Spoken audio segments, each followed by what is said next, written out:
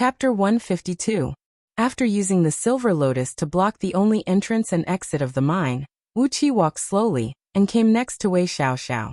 Wei Xiaoxiao forced out a flattering smile and cried out with a hoarse voice while shivering, "Save me! The devil is attacking me! Use the exorcism spell to save me! I'll exchange my life with a precious treasure. I'll..." Before Wei Xiaoxiao could finish her words, Wuxia had already pressed his finger on her throat and sealed off her mute acupoint. The innate energies of 5 elements invaded into Wei Xiaoxiao's body like a great mountain, completely sealing off all her meridians and the flow of her qi and blood. Under Wei Xiaoxiao's restless and frightened gaze, Wuxia took off all her clothes, exposing her fair but bumpy body, where countless earthworm-like objects were moving and squirming rapidly under her skin. Disgusted, Wuxia looked at Wei Xiaoxiao's frightening body, speechless, and shook his head. Cultivating a devil technique, and it was such a dangerous devil technique. It was not a good idea. Once the devil lost control, she would be devoured into this state, suffering a pain worse than death. What was the point of doing this? Why couldn't she just focus on her cultivation? Wuxia sighed with mixed emotions. Then, Wuqia's 10 fingers emitted a faint 5-colored gleam. Starting from Wei Xiaoxiao's head, they slid down her body bit by bit. The 9 heavens and 10 earth spirit searching and secret probing palm incantation from Scroll of Stealing was a technique that could be compared to the seal of minor universal star shifting. The seal of minor universal star shifting could forcibly steal all kinds of natural energies, spirit objects, and all kinds of precious objects that were tangible or intangible. On the other hand, the spirit searching and secret probing palm incantation was said to be able to search for a great 1,000 worlds from a mustard seed, fetch water from the sand, and bloom flowers from the rocks. It was a supreme technique used to search for all kinds of hidden precious treasures. Soundlessly, the finger incantation changed. As tiny talismans condensed from innate energies of 5 elements danced and danced on his fingertips, fusing into Wei Xiaoxiao's body soundlessly. Under the effect of the mystic technique of spirit searching and secret peering palm incantation, Wei Xiaoxiao's skin, muscles, and bones were gradually emitting a faint glow. In the end, her body turned translucent, and all the meridians in her body, as well as the direction of the circulation of her blood and qi, were completely exposed before Wuqia's eyes. Even the contraction of her brain and the fluctuations of her brain were clearly visible under her translucent skin. Under the powerful effect of the spirit searching and secret peering palm incantation, even Wei Xiaoxiao's rapidly fluctuating mental activity could not hide from Wuqia's surveillance. With a great panic, Wei Xiaoxiao looked at her upper body, which had turned translucent. Panicked, she let out a soundless roar from her throat. She struggled hard, but no matter how hard she tried, she couldn't move an inch. Not long after that, a faint dark blue glow burst out from all over Wei Xiaoxiao's body. Her body had turned into a transparent existence, like the ripples of water. Only her meridians, blood vessels, internal organs, and many other important parts remained translucent. Everything inside her body was exposed before Wuqia's eyes. He could clearly see that a few meridians in her body were much stronger and wider than the rest, and a stream of dark purple innate energy was flowing slowly in these meridians. So this is the cultivation technique you are cultivating with? Wuxia looked at Wei Xiaoxiao, who looked as if she had just seen a ghost. He shook his head lightly, smiled and said, "Very good, I'll kindly accept it. Although it is a devil technique, it seems it has quite a lot of miraculous effects. When I have the time in the future, I'll definitely study it." Silently, Wuxia memorized the circulation route of the innate energies in Wei Xiaoxiao's body. He had learned the devil technique she was cultivating with. This was the most powerful and also the most helpless aspect of Scroll of Stealing. No matter it was the 7 foundation establishment technique, the seal of star shifting, or the spirit searching and secret probing palm incantation, all these mystic techniques possessed an endless power and possessed endless magical abilities. However, there was never a mystic technique or divine ability that could be used in a head-on fight with someone in Scroll of Stealing. There were escape techniques, divine abilities that could be used to decipher various formations, mystic techniques that could be used to break all sorts of defensive mechanisms, and all sorts of unimaginable and unorthodox techniques. However, sword techniques like the Azure Water Sword technique and the Mountain Crumbling Sword technique of Heaven Breaking Sword sect that could be used practically, and some other powerful divine abilities like various thunder techniques, were just too few. Even if there were one or two sword techniques, they were just like the general principles. What the Scroll of Stealing taught was only the Heaven Stealing technique. After inheriting the Scroll of Stealing, how many benefits and things he could steal would depend on Wuqi's own efforts. At least, he now had the 5 elements sword technique of Heaven Breaking Sword sect, as well as the devil technique that Wei Xiaoxiao was cultivating. As long as he persevered in his cultivation, the number of divine abilities and mystic techniques he could obtain would only increase. After memorizing the circulation path of Wei Xiaoxiao, Wuqi casually circulated a few threads of innate energy and circulated them through those few meridians. Immediately, the 7 holy deities and devils in his spiritual ocean split out a thread of aura from the realm of desire, following the few threads of innate energy and circulating freely through those few meridians. Vaguely, a vague and evil aura spread out from Wuqi's body. Once again, Wei Xiaoxiao's eyes went wide as if she had just seen a ghost. In Wei Merchant, only the lineal descendants would be able to inherit the hidden treasure of 5 ghosts of minor samsara. When cultivated to the most profound level, it would be the 4-9 great demons transporting technique that Lu Buwei had learned. It had the powerful ability to break through the void and transform into an undead heavenly ghost. Wei Xiaoxiao had been cultivating this mystic technique since she was young, and she knew very well how difficult it was to cultivate this mystic technique. However, with just a slight focus of his mind, Wuqi was able to form a thread of unique aura of the hidden treasure of 5 ghosts of minor samsara in his body. This was simply unheard of. However, Wuqi was too lazy to explain to Wei Xiaoxiao all the magical techniques found in Scroll of Stealing. A 5-colored gleam flickered in his eyes, as he discovered a clump of green shadow that was beating rapidly on top of Wei Xiaoxiao's heart, transforming into a green ghost head and biting at her heart meridians from time to time. It was the true form of the black skeleton summoned by Wei Xiaoxiao. When the black skeleton was destroyed, the true form of the devil suffered a severe injury, as it had lost the suppression from the talisman. The true form of the devil immediately rebelled in Wei Xiaoxiao's body, devouring the energy in her heart meridians and extracting her blood essence. He snorted coldly, then casually performed a few incantation gestures, transforming them into a small white hand that reached into Wei Xiaoxiao's body and pulled the green devil out from her body. The fist-sized devil was shapeless and incorporeal. Occasionally, it would transform into a green ghost head, roaring and baring its teeth at Wuqi. Wuqi just sneered and sprayed out a thread of divine flame of order, completely crushing the evil will in the devil's body.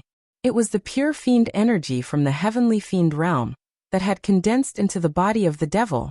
When Wuqi swallowed this clump of fiend energy into his body, the 7 holy deities and devils in his spiritual ocean immediately cheered and swarmed forward, devouring all the fiend energy. In just the time of a few breaths, the 7 holy deities and devils had condensed into their real bodies, which were just like miniature versions of Wuqi. However, their faces were filled with various greedy, ferocious and angry expressions, and their bodies were filled with all sorts of evil intents. The 7 holy deities and devils were sitting cross-legged in the middle of Wuqi's spiritual ocean, and right below them were the actual manifestations of the 5 innate energies, namely water wave, gold mountain, wood forest, flame ocean, and desert. Suddenly Wei Xiaoxiao's body, whose body was twitching violently, calmed down, and the twisting, worm-like patterns underneath her skin had vanished without a trace. She breathed out a deep sigh of relief, then gave Wuqi a flattering smile. She wanted to say something, but Wuqi paid no attention to her, and just kept using the spirit-searching and secret-probing palm incantation to continue examining her body. She truly deserved to be the person in charge of Wei Merchant in Great Yan Dynasty, the lineal granddaughter of Lu Buwei, the treacherous hero of the generation. The good stuff possessed by Wei Xiaoxiao had simply made Wuqi speechless. There was an acquired spirit pearl of fire element in her spiritual ocean. The bowl-sized pearl was bursting with heat, and wherever it went, even metal and rocks would melt into liquid. It was a mighty power. However, it should be a soul-lodging item given by Lu Buwei to Wei Xiaoxiao to suppress her divine soul and evil will, as Wei Xiaoxiao herself did not have the ability to control it. Using the seal of star shifting, Wu Qi extracted the pearl from Wei Xiaoxiao's body. He wiped away the thread of divine sense contained in the pearl, hastily refined it, and swallowed it into his stomach. Silently, he exercised the qi circulating technique of 5 elements, wrapped the pearl with his innate energy, and slowly moved it to his dantian. Immediately, a scorching hot stream rose from the pearl, flowing quickly through Wu Qi's meridians, while the qi circulating technique of 5 elements began to circulate on its own.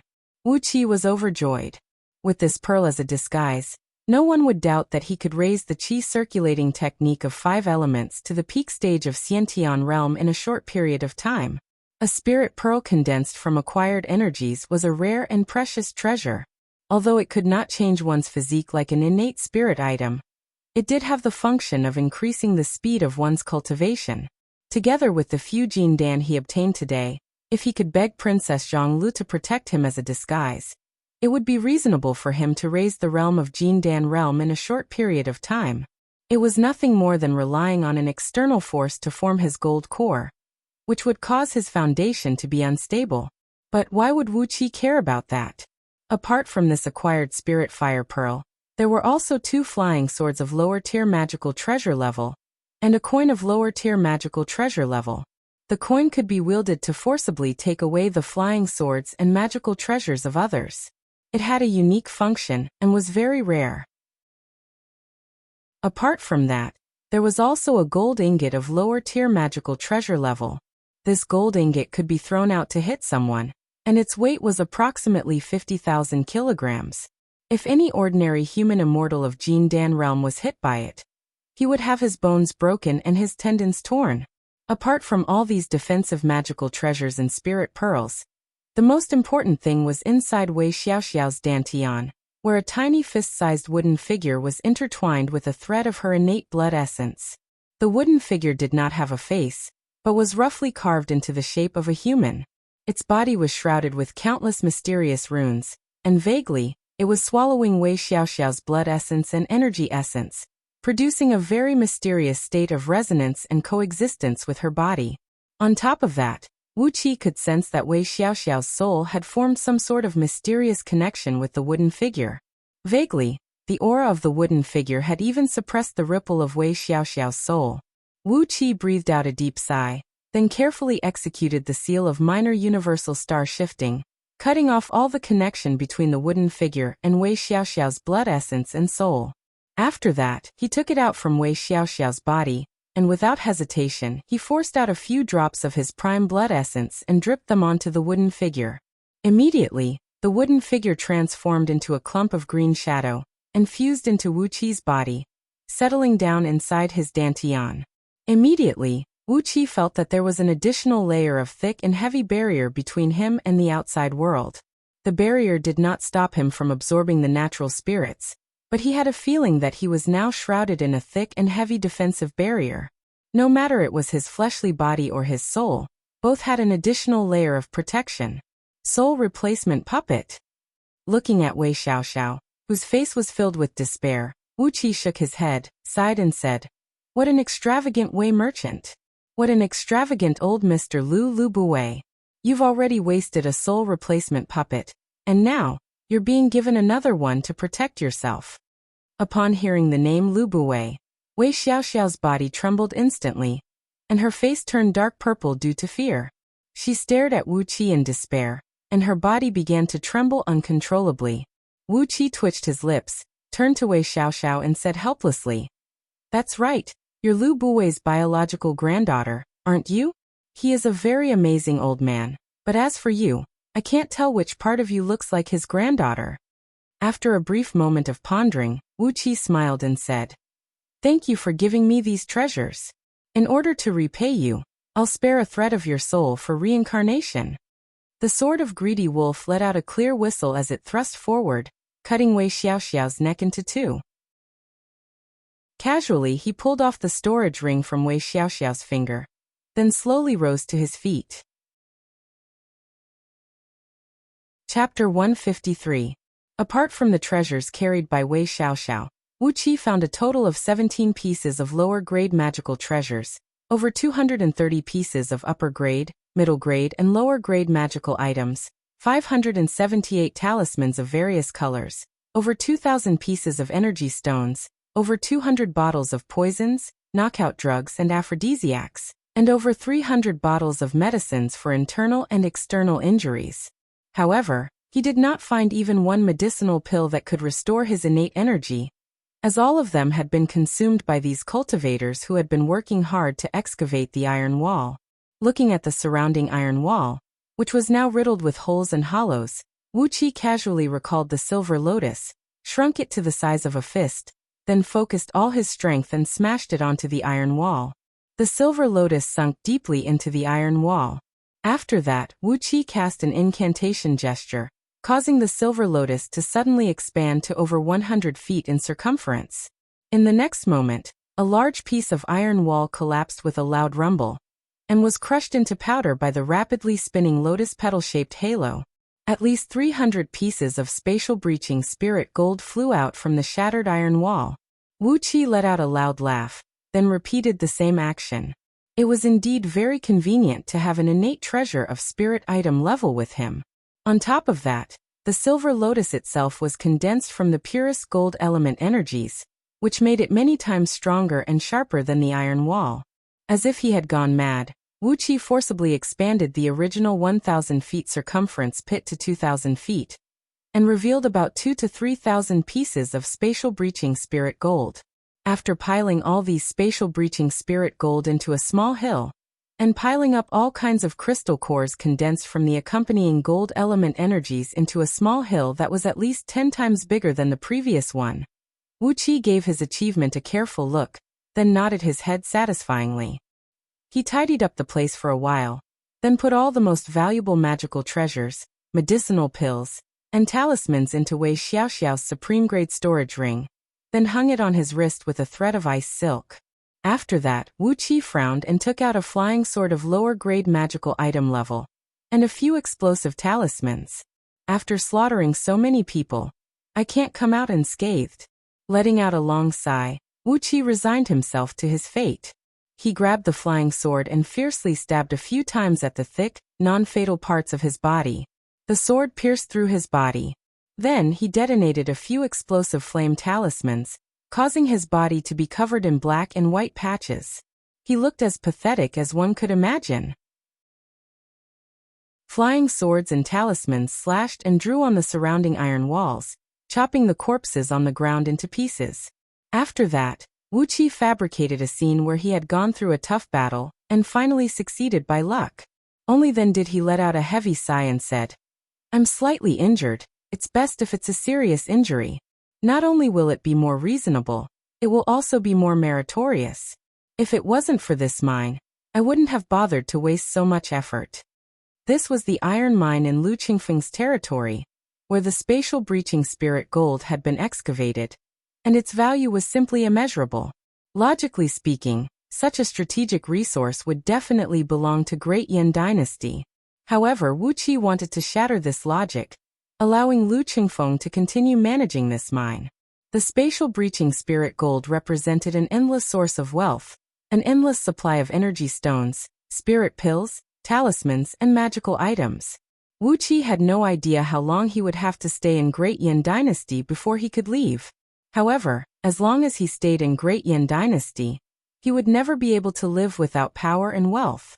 Without a doubt, this mine would allow his power and wealth to soar to a great extent, while Lu Qingfeng's political resources would skyrocket as well.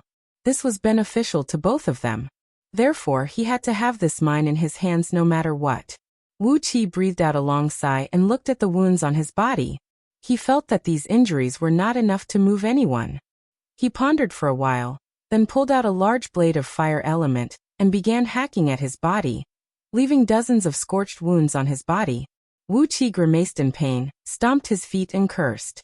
If not for the minor reincarnation of 5 elements that had been formed, his body was going through a tremendous transformation, and the recovery ability of his fleshly body had been greatly improved.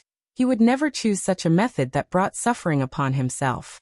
Looking at his body, which was now in a complete mess after being tortured by himself, Wuxia pondered for a while, then simply took out 2 upper-grade flying swords and pierced one on each of his arms.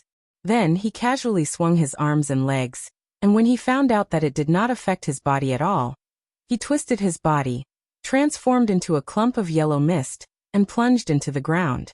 The innate energy of earth element and gold element blended with his divine sense and spread out in all directions, allowing Wuxia to thoroughly investigate all the movements in the mine. There was no one in the mine, and even when he reached the exit of the mine, he did not find any signs of living beings. It was not until Wuxia came out from the mine and came to the exit of the valley that he saw a few respiration tier cultivators of Xiantian realm. They were carefully crouching in the bushes, keeping a vigilant watch over their surroundings. Without wasting any time, Wuxia switched from the earth escape technique to the wood escape technique. Lightly and quietly, he transformed into a clump of faint green mist and darted through the bushes, reaching out his hand and twisting the necks of the few Xiantian cultivators from behind. Murmuring Umitba under his breath, Wuxia collected all the magical items found on their bodies. After that, he pretended to be on the verge of death, falling backward at the entrance of the valley. He took out the token of 8 swallows and the tooth token that represented his identity as Marquis Tianyin. Casually, Wuxia dripped a drop of blood onto the token and the tooth token. Immediately, 2 bright beams soared into the sky, transforming into 2 extremely tiny beams and flying towards Ji City. It was a restrictive spell that was found in the token and the identity token of all the high-ranking officials and nobles of Great Yin Dynasty. It was called the 10,000 miles spark message. As long as one dripped a drop of blood essence onto it, an urgent message would be immediately sent to Ji City, and the city would arrange for the rescue force according to the status of the token and the identity token. The token of 8 swallows was a special token that was equal to the status of Chief General Jing Ku and the other generals. Wuxia was pondering that the rescue force should be arriving soon. Lying at the entrance of the valley and feeling extremely bored, Wuxia simply grabbed the corpses of the few Xiantian cultivators and cut them open with his sword, spraying the warm blood all over the ground. Naturally, his body was also covered with blood, looking like a tragic scene of someone who had just survived a bitter battle. After waiting for less than 1 hour, a rapid noise of wind piercing was heard coming from a far distance. A nearly 1,000 feet long golden beam was seen approaching at top speed, surrounded by a few white and green beams of similar scale, and nearly 1,000 bright beams. Further away in the sky, there were even more sword beams flying towards them. However, their flying speed was slightly slower, and there was still quite a distance between them and Wuxia. Looking at the approaching sword beams with astonishment, Wuxia could not help but cry out in astonishment. "Yindan is here personally? Is it really necessary?" While he was staring blankly at the approaching sword beams, Yindan, Jingku, Gao Jianli, and a few others had brought nearly 1,000 Jindan human immortals and landed at the entrance of the valley. Wuxia could not help but feel his scalp go numb. Nearly 1,000 Jindan human immortals. Was this the true overall strength of Great Yin Dynasty's imperial clan? On the surface, Heaven-Breaking Sword Sect only had 36 Jindan human immortals. Furthermore, Heaven-Breaking Sword Sect was the strongest sect among all 13 immortal sects of Great Yin Dynasty. If that was the case, all these sects only had at most 500 to 600 Jindan human immortals? That was less than half of the overall strength of Jindan human immortals that Yindan had shown today. Even if those sects had hidden spies just like Nie Yaonu, perhaps they would still be no match for Great Yin Dynasty. No wonder Great Yin Dynasty could forcibly suppress all 13 immortal sects with the power of the imperial court. The difference in overall strength was simply too shocking. Wuxia rose to his feet on the verge of collapsing. Right after he stood up, he fell to his knees with a thud. The flying sword on his left arm was shaken by the force, and with a creaking noise, it cut through his flesh and slid down half an inch. The tragic scene made Yindan's eyes go wide. Apart from Jingku, who was looking at Wuxia with an appreciative expression on his face, all the others had their brows knitted tightly. Gao Jianli was shaking his head, frowning and looking somewhere else. "Marquis Tianyin, how did you end up like this? Where have you been these last few days?" Yan Dan strode forward and held Wuqi up, then asked with a loud voice, Ji City is in a great mess. We've led an army to wipe out all the rebels and traitors who tried to stir up trouble. Right after we finished cleaning up the mess today, we received your letter asking for help. Hee, we thought you had been killed by someone during the chaos of war. Duke Yanlu even cried bitterly when he heard that. Lu Qingfeng cried bitterly? Wuqi laughed dryly, then said while swaying, Your Majesty, I followed the people from Wei Merchant to this place, and I discovered a great secret. No wonder those people from Wei Merchant are plotting to seize the mineral vein in Duke Yanli's territory. It turns out that there is a spatial breaching spirit gold in this place. Oh what? At first, Yan Dan answered disapprovingly, but suddenly his tone rose rapidly. What? Spatial breaching spirit gold? The core spirit gold used to construct teleportation formations? The spatial breaching spirit gold that can greatly reduce the consumption of energy stones? The spatial breaching spirit gold that can greatly increase the teleportation distance of teleportation formations? Wuqi, the crime of deceiving the emperor is punishable by death. Wuqi didn't say a word. With a flip of his palm, he fished out a piece of spatial breaching spirit gold from his storage ring. Such a big piece of spatial breaching spirit gold could be considered as an extremely rare treasure. If it was used to construct a teleportation formation, it could be used to construct a large teleportation formation that could span a distance of tens of millions of miles and teleport nearly 1,000 people at a time. A teleportation formation that could teleport 1,000 people at a time and did not require too many energy stones to construct. The value of this piece of spatial breaching spirit gold had definitely risen to the level of strategic importance for the country. A frightening green gleam shone from Yan Dan's eyes as he stretched his arm out and grabbed towards the spatial breaching spirit gold in Wuqi's hand. Hastily, Wuqi shoved the spatial breaching spirit gold into his storage ring, then murmured under his breath, Your Majesty, don't be in such a hurry. There are many more in this cave. As Your Majesty, why would you snatch the spatial breaching spirit gold? What he said made Yan Dan feel a sweetness in his heart, and he nearly threw up a mouthful of blood. However, he was too lazy to argue with Wuqi. Casually, he pulled out 2 flying swords from Wuqi's body, threw a few bottles of healing and life-saving spirit pills concocted by the imperial clan to him, and cried out loudly, Quickly lead the way. Could there really be spatial breaching spirit gold here? Yan Dan was in a hurry to enter the mine, but as the emperor of Great Yan Dynasty, even if he wanted to enter the mine, the guards accompanying him dared not to let him enter the mine so recklessly. After a series of thorough investigations and surveys, they made sure there were no ambushes or traps in the mine. Only then, led by Wuqi, Yan Dan strode into the mine. Upon entering the mine, Yan Dan, Jingke, Gao Jianli, and all the core members of Great Yan Dynasty immediately fixed their eyes on the small hill made from 2,000 to 3,000 pieces of spatial breaching spirit gold. Then they glanced around and saw all the spirit gold of various sizes embedded in the surrounding iron walls. Yan Dan couldn't help but breathe faster and said, What a great contribution! Marquis Tianyan, the contribution this time is beyond words. With these spatial breaching spirit gold, all the kingdoms of Great Yan Dynasty will be united as one, and those vassal kingdoms will. With a subtle expression, Yan Dan exchanged a glance with Jingke and Gao Jianli. Wuqi knew that some vassal kingdoms were going to be in deep trouble. In the future, wherever the teleportation formation reached, it would be the territory under the direct jurisdiction of Great Yan Dynasty. Thus, those vassal kingdoms who conspired to rebel this time would no longer have the need to exist. Even those vassal kingdoms who behaved themselves would have their rights taken back by Great Yan Dynasty after a few years. However, none of this had anything to do with Wuqi. What did the life and death of others have to do with him? He just pulled Yan Dan's sleeve, put on an expression of loyalty to the kingdom and said, Your Majesty, this mine is the property under the name of our young master. You see, for the sake of this mine I've risked my life. Yan Dan, who was immersed in the wild joy, gave Wuqi a glare. Chapter 154. Half a month later, all of Wuqi's injuries had recovered, But Wuqi still hadn't figured out how Yin Dan's spell had changed. He had merely tricked Lao Ai, the old demon, and did not make Lu Qingfeng o Princess Yingchuan a favor.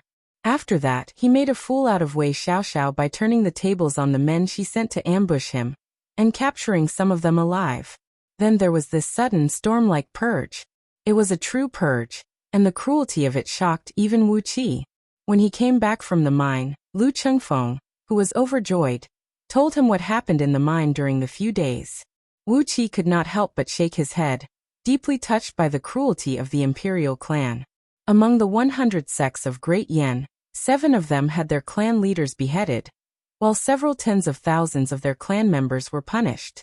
Together with their personal guards, wives, children, and many others, nearly 500,000 people were beheaded, exiled, or imprisoned for life in just one day and one night.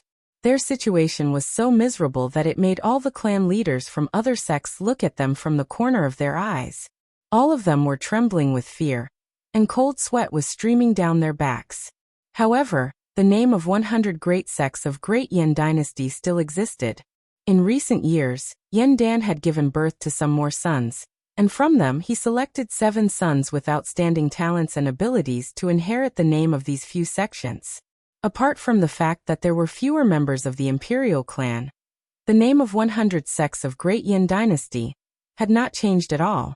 Apart from the 7 clan leaders who had their entire families executed, there were tens of thousands of officials who were punished. Qin Qingshui was forced to resign from his position as the chief supervisor of the Central Wind Guard due to dereliction of duty, negligence, incompetence, and other evaluations. Now he had become an idle man. Hao Ying's family's position of Minister of Justice was also taken away. Among the 3 prime ministers and 9 ministers, except for Gao Jianli, the others were practically replaced. The old influential officials had fallen, and the new influential clans had risen. Great Yen Dynasty had completed a bloody change of power. It was the crown prince, Yen Qijuan, who personally presided over the purge of the 7 clan leaders, and all the influential officials. It was said that the 7 clan leaders were coveting the position of crown prince, which had greatly infuriated Yen Qijuan. Therefore he had raised his butcher's knife and turned Ji City into a river of blood. Among the 8 princes, Yen Xianchen was reprimanded by Yen Dan for 6 hours. His position was not changed, but his title of nobility was reduced. Half of his private army was reduced, and half of his fief was taken back as well.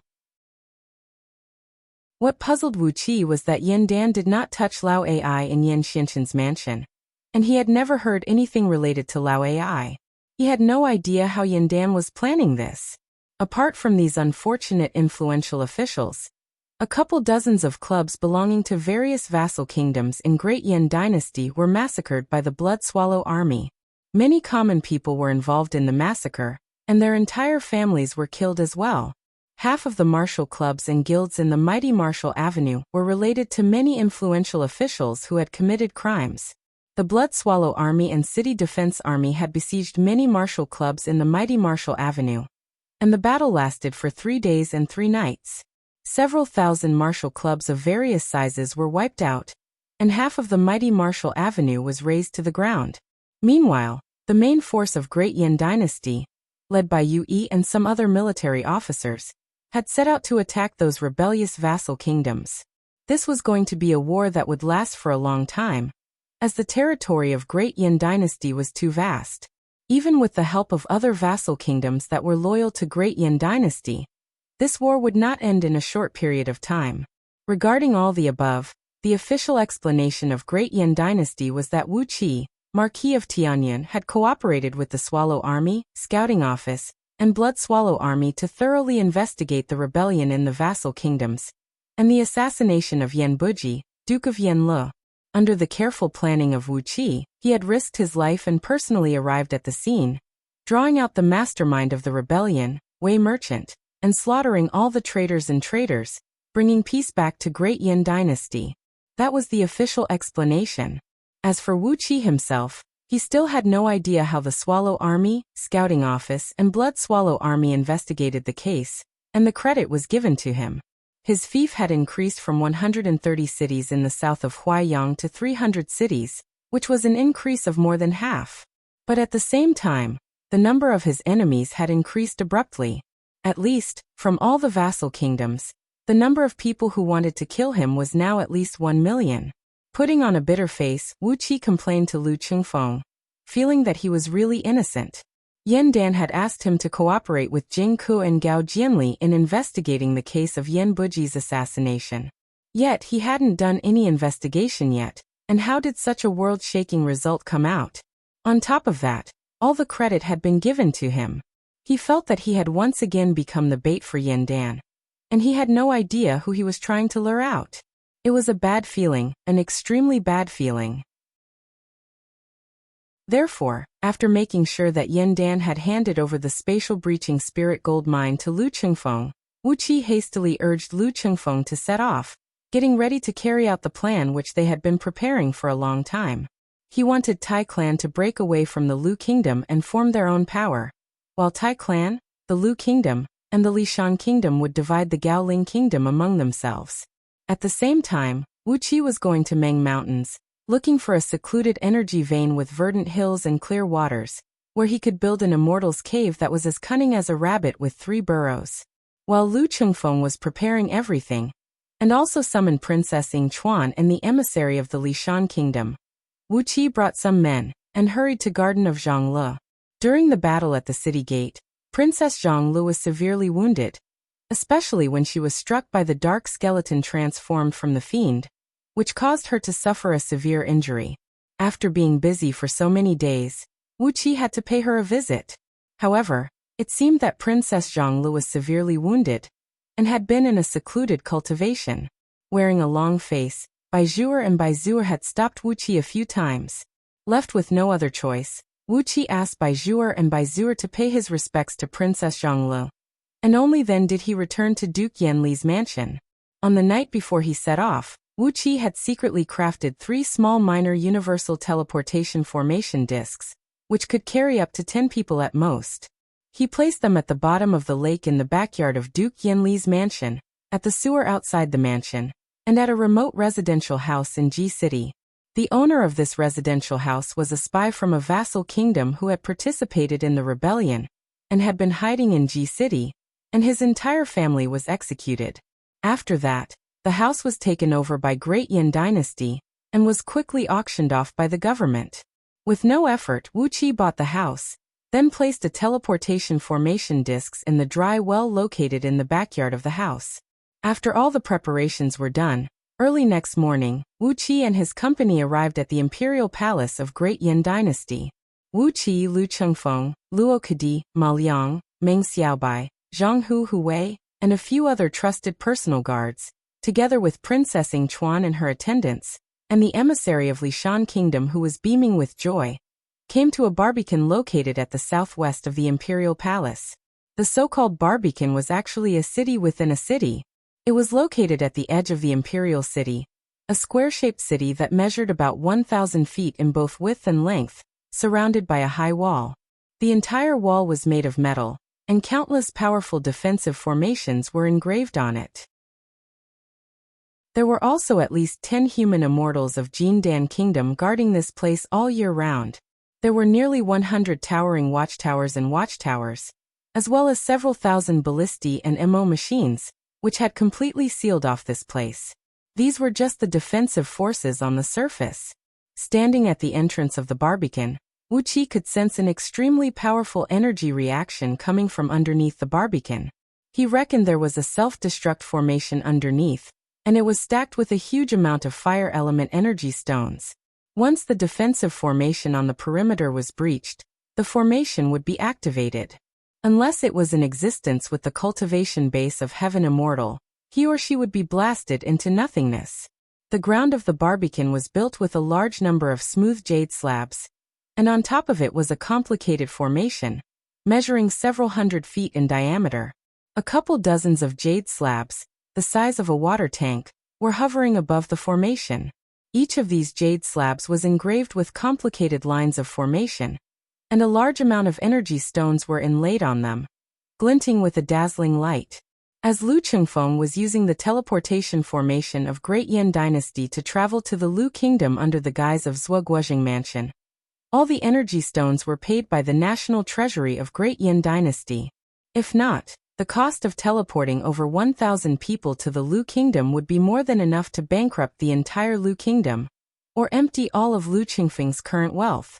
At this moment, a large number of imperial eunuchs were seen carrying large bags of energy stones on their backs, carefully inserting them into the holes of the formation.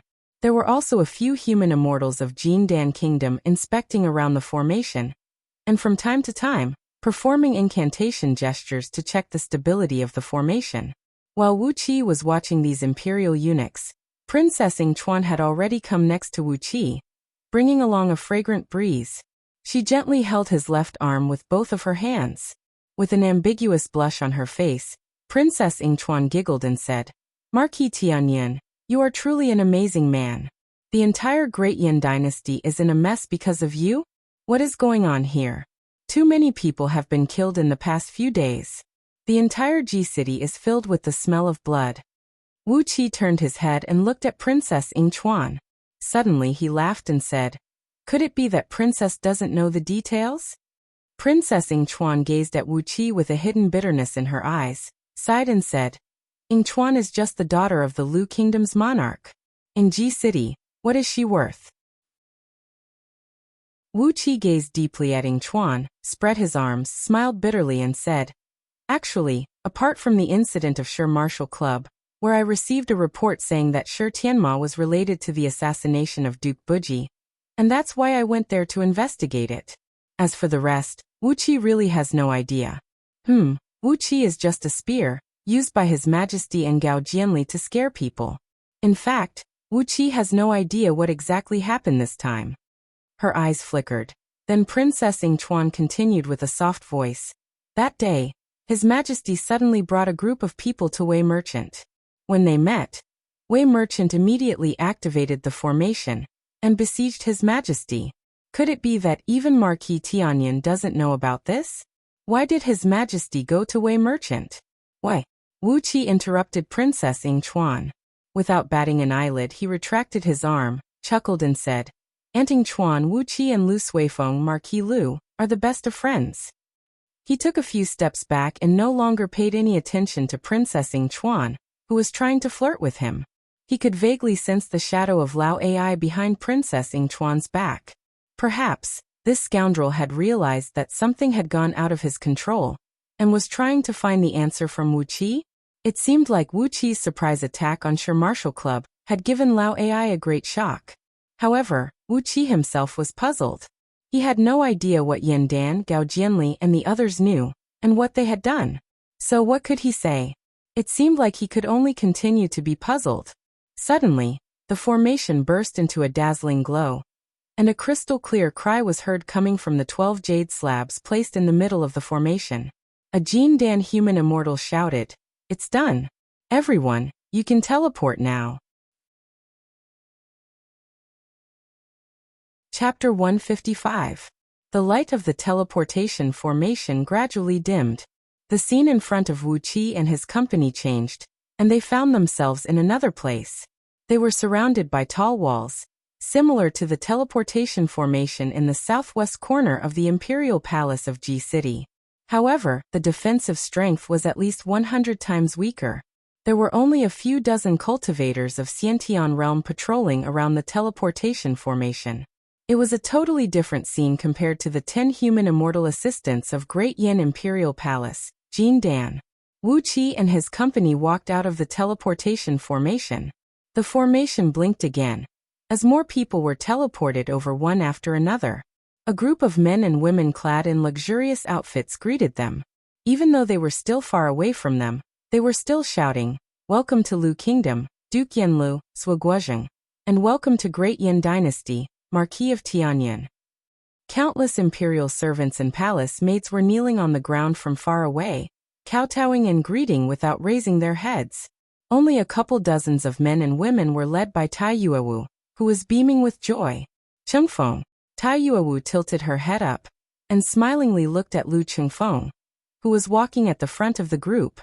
Lu Qingfeng bowed respectfully to Tai Yuewu and the few men standing beside her. Your son Lu Qingfeng offers greeting to my grandfather, my uncles and my mother. Lu Wenrua, clad in a brocade robe and having a haggard face, squeezed his way out from the crowd. With a dry smile on his face, he greeted Lu Qingfeng. Qingfeng, no matter how much Liang Lu family has wronged you, it is all thanks to our great efforts that you can smoothly take over the position of Duke Yanlu. But your mother has actually written a divorce letter and divorced me. Isn't this a little too much? People from Liang Lu family? Wu Qi gave Lu Wenrua a look, then crooked his finger and beckoned Yan Bugui over. Drag him away and beat him up. Have the scouting office stationed in the Lu Kingdom thoroughly investigate Liang Lu family's misdeeds of violating the law and discipline, oppressing the people, committing all sorts of crimes, and feeding off the people. Yan Bugui coughed lightly and casually gave a signal with his eyes. A group of scouting officers swarmed forward like wolves and tigers, dragging the panic-stricken Lu Wenrua and the people of the Lu family away. Not long after, the sound of wooden boards hitting one's buttocks could be heard from outside. Each sound was crisp and clear, and it was very pleasing to the ear. Wu Qi sneered, shook his head and said, Our young master's father is the former Duke of Yanlu, Duke Buji. How dare this Mr. impersonate our young master's father without any reason? How reckless! Everyone present accepted Wu Qi's point of view and nodded in agreement. Standing next to Tai Yuewu was a white-haired old man with a tall stature and an imposing manner. He even nodded at Wu Qi in a friendly manner. This old man was the Marquis of Yuanyang, Tai Kaishan. He knew that many of Lu Qingfeng's decisions came from Wu Qi, and the plan to establish Tai Clan as an independent kingdom was also from Wu Qi's plan. Therefore, he had a very good impression of Wu Qi. Amidst the crowd, there was a middle-aged man with a skinny body, a handsome appearance, and a graceful and elegant appearance. He was clad in a black robe, holding a folding fan made of jade in his hand.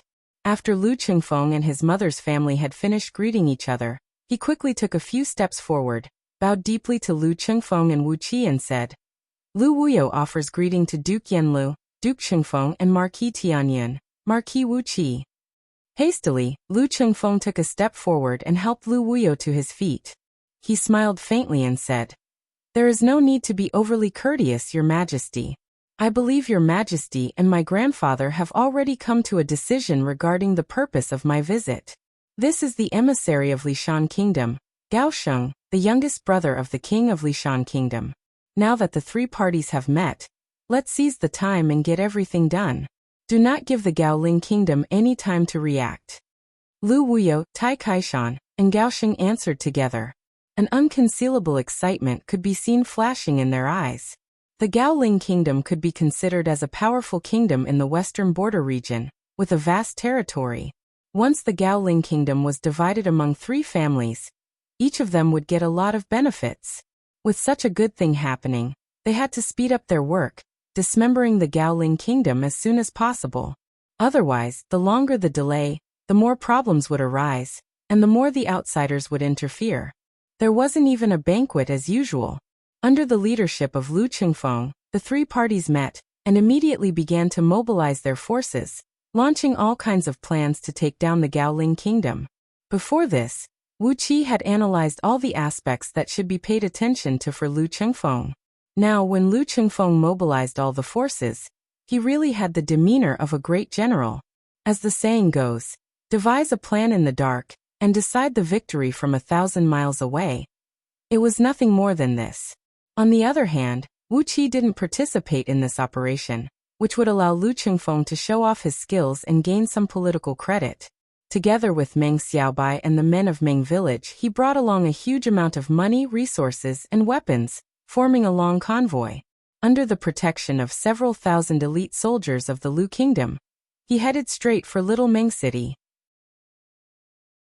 Because of the spatial breaching spirit gold, it would be very convenient for them to travel back and forth from Ji City in the future. Lu Qingfeng was going to build a minor universal teleportation formation in Little Meng City. Therefore, Lao He would be the acting city lord of Little Meng City. Before Lu Qingfeng could find a suitable person to replace Lao He would have to stay in Little Meng City for a long period of time, helping Lu Chengfeng to take care of all the affairs in Little Meng City, and even the entire Three Mountains province.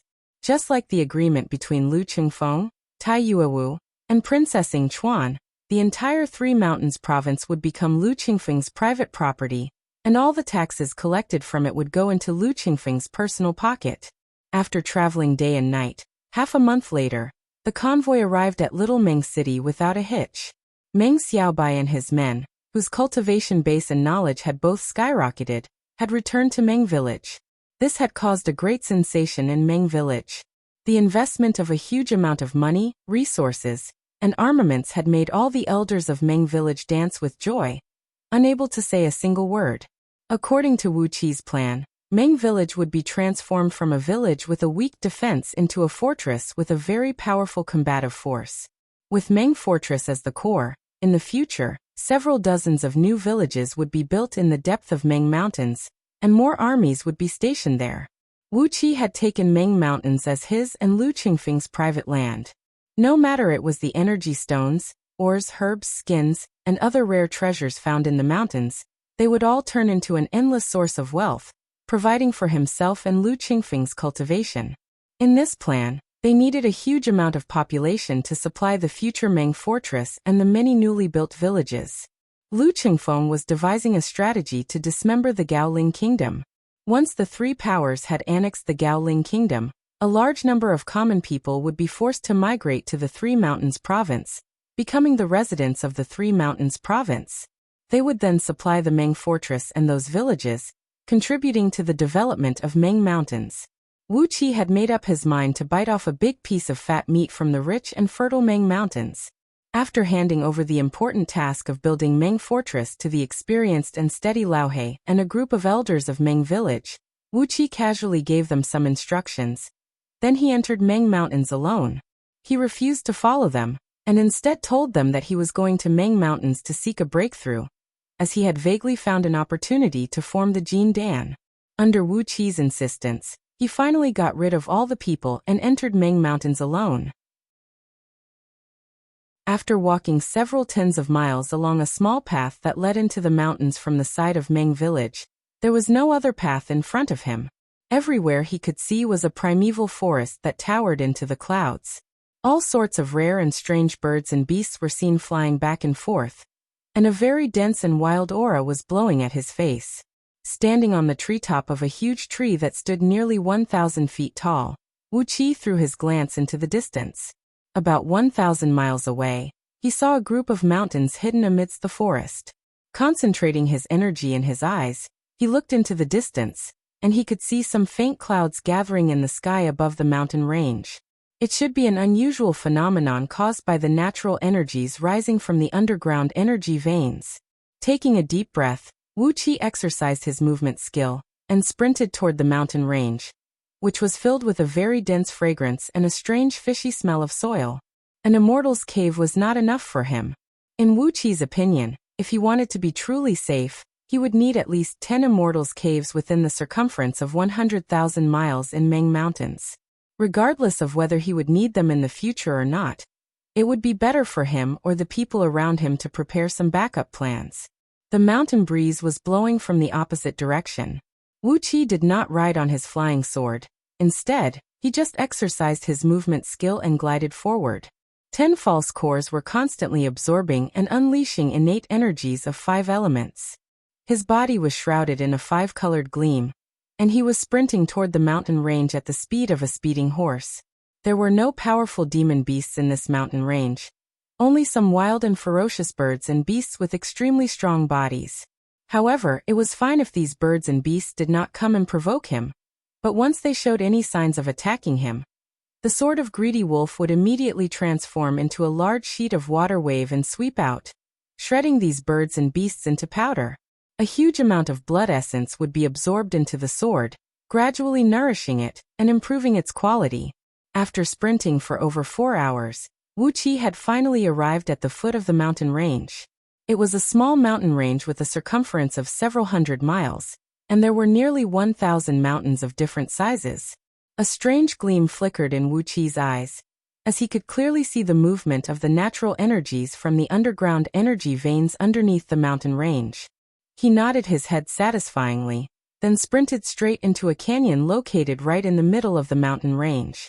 The canyon was about 100 miles long and about 7 to 8 miles wide. There were lakes and streams in the canyon, forests and grasslands, as well as a stretch of rolling hills. Right underneath the canyon were the 3 spirit caves, which were the largest energy veins in this mountain range. One of them was located under a lake, one was located under a hill, and the last one was poking through the ground, penetrating into a sunken cliff. Putting aside the lake and the hill, Wuxia came to the cliff, which stood over 2,000 feet tall, and was fully covered with ancient pine trees and wisterias. The cliff was entirely greenish-gray in color, and because it was nourished by the underground energy veins all year round, the rocks on the cliff were smooth like jade, glinting brilliantly under the sunlight. Underneath the cliff was a dense black pine forest. Underneath the pine trees were all kinds of ancient herbs, and 2 groups of monkeys lived in the forest, one with golden and the other silver fur. When Wuxia arrived, the 2 groups of monkeys were confronting each other, fighting over a 10,000-year-old ginseng grass that had already borne fruits. Wuxia descended from the sky while laughing out loud, then uprooted the ginseng grass and shoved it into his storage ring. Glancing at the 2 groups of monkeys, who were staring at him with their mouths wide open, Wuxia roared out, "Get lost! This place is mine, you bunch of monkeys!" Frightened by Wuxia's roar, the 2 groups of monkeys turned around and fled immediately. Wuxia raised his head proudly, looked at the cliff, and nodded satisfyingly. This was a good place to set up a cave abode.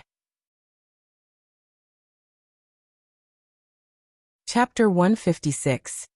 He took a detour around the bottom of the cliff, determined the direction of the underground energy veins, and buried 12 huge formation discs in the black pine forest, each measuring several tens of feet in circumference. There were 12 formation pillars on each of these formation plates, and all of them were made of wood, water, and wood materials. They were also inlaid with spirit stones of the 3 elements, and the majority of the spirit stones were of the wood and water elements. Wuxia did not dare to neglect. He hurriedly cast out the silver lotus and blocked it outside the cliff. No matter how much spirit chi gushed out from the cliff, it was all swallowed by the silver lotus in one breath. The silver lotus gradually became 5 distinct colors. 5 halos flowed ceaselessly on the lotus, making this spirit object extraordinarily magnificent and magical, full of a powerful aura. On the stone bed in front of the skeletons, Wuxia threw down a lower-rank flying sword, a middle-rank magical protective robe. He even took off the magical long boots he was wearing and threw them on the stone bed. These things were not of much use to him, but they were the best to decorate this cave dwelling. Other than a few magical items, he also threw a few inconspicuous lower-rank spirit pills on the bed.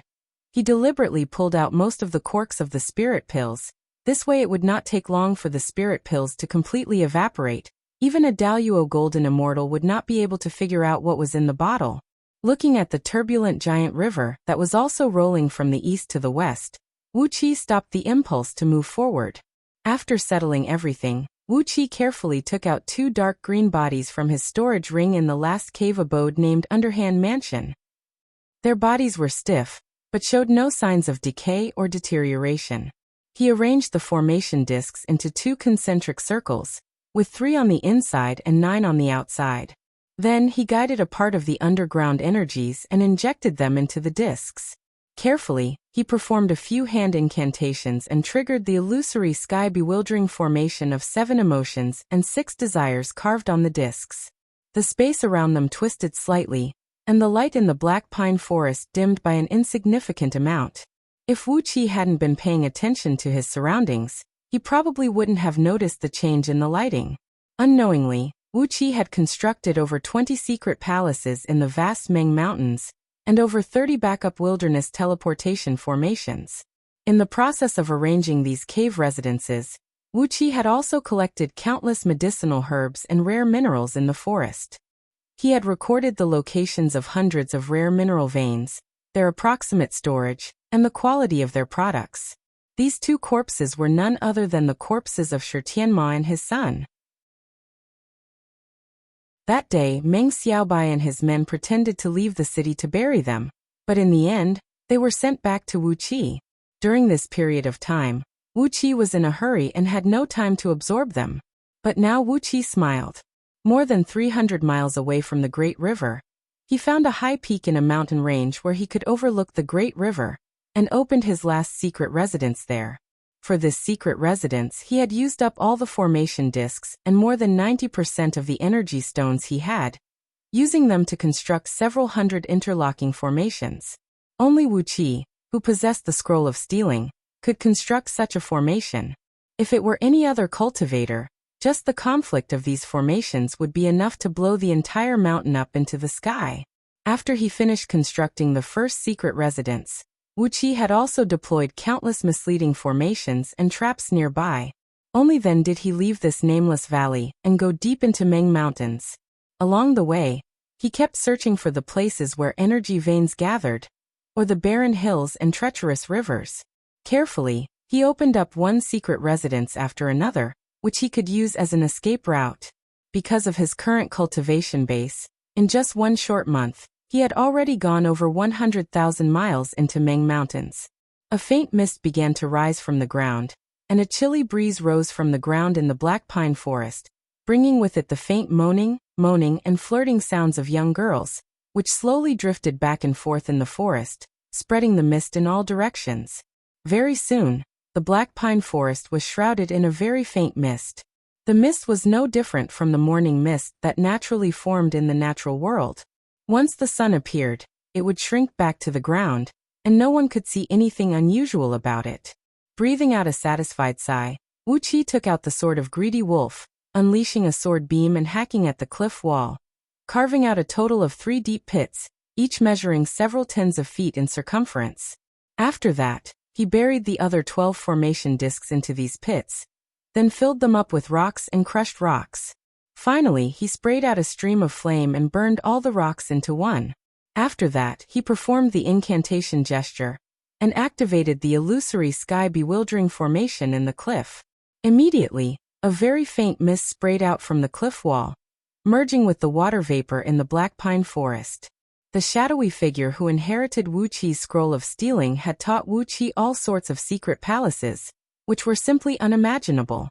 The shadowy figure had at least hundreds of thousands of secret palaces in the universe, each of which was located in a variety of unimaginable perilous lands, dangerous lands, and all kinds of unexpected places.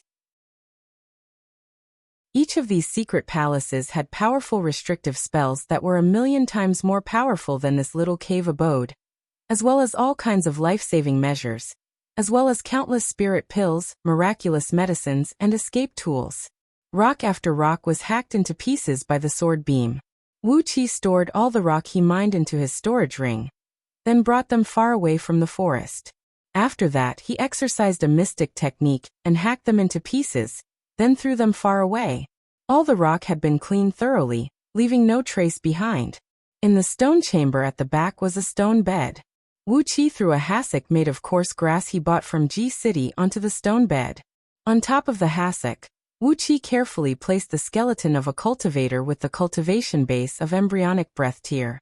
As he had killed a lot of people recently, he had prepared quite a number of these skeletons and kept them in his storage ring.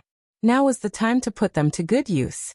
He stood on top of the forest and carefully counted with his fingers. After that, he painstakingly selected several dozens of black pine trees from the surroundings and moved the trees to some other spots in the forest, burying a large number of energy stones and formation discs in coordination with each other. With this, the foundation of the lower-grade illusory sky-bewildering formation recorded in the Scroll of Stealing was finally ready. Although it was a lower-grade illusory formation recorded in the Scroll of Stealing, and the grade of the formation was only 12 primordial stars, it could attract fiends from outer domains to hide in it. Not only could it confuse one's senses and mind, it could also attack one's soul and nascent divinity. Even a heaven immortal who had cultivated his nascent divinity would suffer a great loss if he was careless in this formation. This time, he rode on his flying sword and traveled nearly 20,000 miles in just one day and one night. Half a month later, he had gone nearly 400,000 miles into Meng Mountains, but he still could not see where the border of Meng Mountains was. In front of him was a vast expanse of water vapor. A huge river, 100 times wider than the myriad Red River, and unfathomably long, appeared right in front of Wuqi's eyes. He opened up a door about the size of an ordinary gate on top of a mountain rock, on which Wuqi carved 3 ancient characters, dust separation residence. After that, he laboriously dug out 2 stone chambers, one at the front and the other at the back. In the front chamber, there was a stone table and a stone chair, on top of which were a few crude clay teapots. Wuqi also threw a few tea leaves that had been soaked in water into the teapots. After finishing all these, only then did Wuqi twist his body and drill down, going nearly 10,000 feet deep into the ground. He came almost directly to the top of the spirit cave, where he opened up a huge cave abode about 1,000 feet in both width and length. In this cave abode, he had used his strongest ability to deploy several dozens of formations that he could now control. Among them, there were not only illusory formations, but also various killing formations and trapping formations. After he finished deploying the teleportation formation outside, he used a small illusory formation to seal off the cave. Then, with the help of the teleportation formation, Wuqi returned to his first secret cave. Here, he left behind a batch of energy stones and life-saving spirit pills, as well as 2 spare storage rings. There were many things in the world that could not be predicted. As long as he made some preparations, he would have a greater chance of survival. When everything was ready, only then did Wuqi come to the core of the illusory sky-bewildering formation on the cliff. Carefully, he rode on his flying sword and thrust it into the cliff. A sword beam flashed, and a piece of cliff was hacked off by the sword beam. A stream of dense energy burst out from the cliff along with a sizzling sound. There was an earth vein spirit cave in the cliff, and the energy accumulated in the cliff had reached an extremely abnormal level. When the cliff was broken off, the highly concentrated energy immediately burst out from it. The sword of Greedy Wolf transformed into a dark sword beam that looked like a flood dragon, and began to slash at the bottom of the cliff. Sticking close to the cliff, it carved out a small ditch that led straight to the lake in the valley. After that, Wuqi flew up to the top of the cliff, drew a small stream from several tens of miles away from the cliff, and asked it to divert its course to the top of the cliff. Tiny streams of water poured down from the top of the cliff along with the ancient pine and wisteria. Thousands of streams of water as thick as a piece of wood covered the entire cliff, twisting and turning along with the mountain breeze, causing the tiny bit of water vapor to disappear without a trace. Several hundred miles away from the valley, he found a remote cave and buried a formation disk there. As for the other formation disk, he planned to go to another cave abode and set it up. With this, he would have many different escape routes in G-City, and in each secret cave abode, there would be a teleportation formation that was connected to the other cave abodes, allowing him to travel to the wilderness outside the cave abode through different teleportation formations. In this way, the secret and safety of Wuqi's cave abode could be ensured to the greatest extent. After that, Wuqi spent another half a month, focusing all his attention on traveling in a straight line towards the deeper region of Meng Mountains. With the profound knowledge of formations found in Scroll of Stealing, Wuqi was confident that even an expert who had formed his nascent divinity realm, if he did not know much about formations, would not be able to break through the restrictive spell in his cave abode within 10 days to half a month. In the center of the cave abode, Wuqi had placed 3 small-scale teleportation formation discs. One of them was connected to the 3 discs in G-City, while the other 2 discs were placed in other places. Shockingly, one of the life-saving secret abodes of the shadowy figure was located inside the core of a huge star. With his current strength, Wuqi could forget about using such a shocking method. He was just trying his best to leave a few more ways out for himself. After stripping off the clothes of both corporeal bodies, Wuqi took out a huge amount of herbs. The streams of water poured down from the cliff, flowing through the small ditch, and flowing into the lake in the valley. After being cleaned up by Wuqi with his skillful hands, everything looked as if it was made by the heavens, without any trace of artificial work. After pondering for a while, he found a few honeycombs of poisonous wild bees on the cliff, and hung them on a pine tree at the foot of the cliff. Ordinary mortals, even warriors of Xiantian realm, would avoid these troublesome things when they saw them. As for cultivators, They would never get entangled with these bugs that did not possess any sentience. Therefore, this place was much more hidden. Chapter 157. Slowly scanning through the bodies of Shi Tianma and his son with the spirit-searching and secret-probing palm incantation, Wuqi shook his head disdainfully. Both father and son had consumed an evil beast body pill to strengthen their physical strength. It was a mystic technique used by the evil cultivators to refine their demon beasts. There were countless evil cultivators under the heaven, and the formula of beast body pill was endless as well. They were extremely bizarre, evil, and unpredictable. Both father and son had the cultivation base of Xiantian realm, but their corporeal bodies were ridiculously strong, so strong that even Wu Qi was amazed by them. However, the large clumps of dark green air coming out from their translucent bodies told Wu Qi that the formula of the beast body pill they had consumed was extremely brilliant, and its medicinal strength was very powerful. However, as the evil cultivation technique cultivated by both father and son was not perfect, they could at most absorb 5% of the medicinal strength, and there was still 95% of the medicinal strength hidden in their bodies. If Wu Qi could absorb all of the medicinal strength, his corporeal body would be strengthened to the state of indestructible body described in Scroll of Stealing. It was a magical body that could only be possessed by a cultivator who had attained the culmination of nascent soul realm. Furthermore, all the cultivation techniques cultivated in Scroll of Stealing had a very high requirement on the strength of one's corporeal body. The so-called indestructible body described in Scroll of Stealing was a few times stronger than the fleshly body of an ordinary nascent soul cultivator. If Wu Qi could cultivate such a magical body, he would not have to fear anyone below the rank of Jin Dan. Even if an earth immortal of nascent soul realm encountered him, and could not defeat his opponent in terms of magical techniques and divine abilities, he would have a higher chance of escaping after suffering a beating. Especially when he possessed a powerful corporeal body, he would be able to use those evil cultivation techniques found in Scroll of Stealing without any scruples, as he would not have to worry about the pressure that would cause his body to collapse. When Wu Qi thought of those few Jin Dan pills he found in the mine, he could not help but let out a big grin.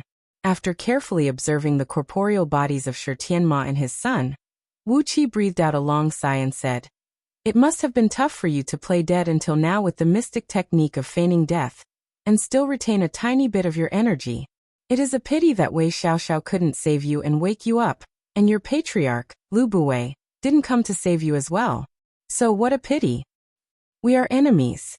Casually, Wu Qi pressed his palm onto the chest of Shi Tianma and his son, completely cutting off their life force.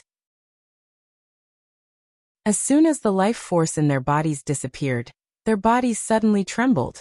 Having lost control of their life force, the bodies of the father and son could not withstand the enormous power in their bodies, especially the pressure of the huge medicinal power.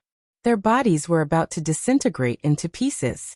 In the blink of an eye, Wu Qi waved his hand and a pool of clear spring water surged up from the ground, firmly wrapping the two of them inside. Then he threw all kinds of spirit herbs he picked along the way when he opened up the secret palace into the water. The water spun at an incredible speed, and loud popping noises of explosion could be heard ringing out endlessly. Finally, the bodies of the father and son exploded into the tiniest blood mist. The clear spring water within the circumference of several tens of feet had been dyed into a frightening purple-green color, while a pungent smell of grass and wood soared up into the sky. The enormous medicinal power of the beast body core pill stored in their bodies was triggered, spreading out like a biochemical bomb. If an ordinary person were to smell this highly poisonous smell, they would die from bleeding from all 7 apertures. Yet Wu Qi did not mind it at all. He opened his mouth and sprayed out a ball of flame, fusing it into the water. The temperature of the water rose rapidly, as the over 20,000 odd and bizarre spirit herbs, poisons, and all kinds of strange herbs that Wu Qi had added into the water were melted by the heat, injecting their medicinal power into the water. A great amount of medicinal dregs and fragments kept spraying out from the water, together with tiny pieces of minced meat and blood. These were the dregs and fragments of the corporeal bodies of Shi Tianma and his son. Without changing his expression, Wu Qi kept spraying out balls of flame to heat up the water in front of him. He murmured under his breath, "In your next life, Don't ever practice this kind of evil magic again. Even if you possess a formidable strength, when your intelligence is completely devoured by the medicinal strength, you will turn into a demon beast in human form, a puppet that can be controlled by someone else. You will turn into a demon beast from the spirit of all living beings, and you should thank me for sending you into the transmigration. At least you can have a new human body. After slowly purifying the enormous blood essence, energy essence, and the remaining medicinal strength from the bodies of the father and son, Wuxia exercised a Taoist magic and sent all the medicinal dregs and fragments of blood and flesh out of the cave, sprinkling them far away into the huge river. The pungent smell of herbs could no longer be sensed from the cave, and was replaced by a very strong and fragrant aroma of spirit herbs. Using all kinds of poisonous herbs to fight poison with poison, Wuxia had completely melted the overbearing and vicious medicinal strength of the beast body core pill. After that, he fused and digested all kinds of spirit herbs that could greatly replenish one's energy, turning the enormous medicinal strength contained in the beast body core pill into a medicine with a mild nature, gradually condensing and purifying it into one. Energies of 5 colors were rushing and rocking in the cave, as a great amount of natural energies were attracted by the innate energies of 5 elements in Wuqi's body, and kept rushing over, quickly merging into the clear water in front of him. Because of the attraction of the innate energies of 5 elements, a thread of innate energy drifting in the vicinity of the lofty mountain was separated from the acquired energies, turning into sparkling and translucent beams of 5 colors, and quickly injecting into the water. The aroma in the cave became more and more fragrant, and gradually, it twisted and turned into a faint white mist, taking the shape of a dragon and a tiger, wheeling slowly around Wuxia. This was the unique sign when a supreme-grade spirit herb was about to take its final form. Wuxia could not help but let out a joyful laugh and said, "Lu Buwei, do you still have a disciple like this? The more the better, the more the better. How many spirit herbs did you use to concoct those beast body core pills? Now they all belong to me." After letting out a few loud laughs, Wuqi's fingers moved quickly, unleashing all 1080 hand incantations of the seal of minor universal star shifting with all his strength. Bright gleams flickered in the water, as a great amount of natural energies kept being absorbed into the water. Gradually, the water in the circumference of several tens of feet had condensed into a ball of pale purple ointment, emitting a faint fragrance. The translucent ointment looked like it was carved out of crystal. It hovered in front of Wuxia, emanating an indescribable life force. After carefully identifying the properties of the ointment, Wuxia once again let out a loud laugh. There was still a certain amount of poison left in the ointment. After all, it was his first time using this mystic technique from Scroll of Stealing. Therefore, he could not completely purify the medicinal strength. However, this little bit of poison did not pose any threat to him. As long as the strength of his fleshly body was strong enough, this little bit of poison was like a few mouthfuls of salt to an ordinary man. It was painful, but not a serious problem. The glistening ointment was about 10 feet in circumference. Without saying anything, Wuxia took off all his clothes, clenched his jaws tightly and jumped into the ointment.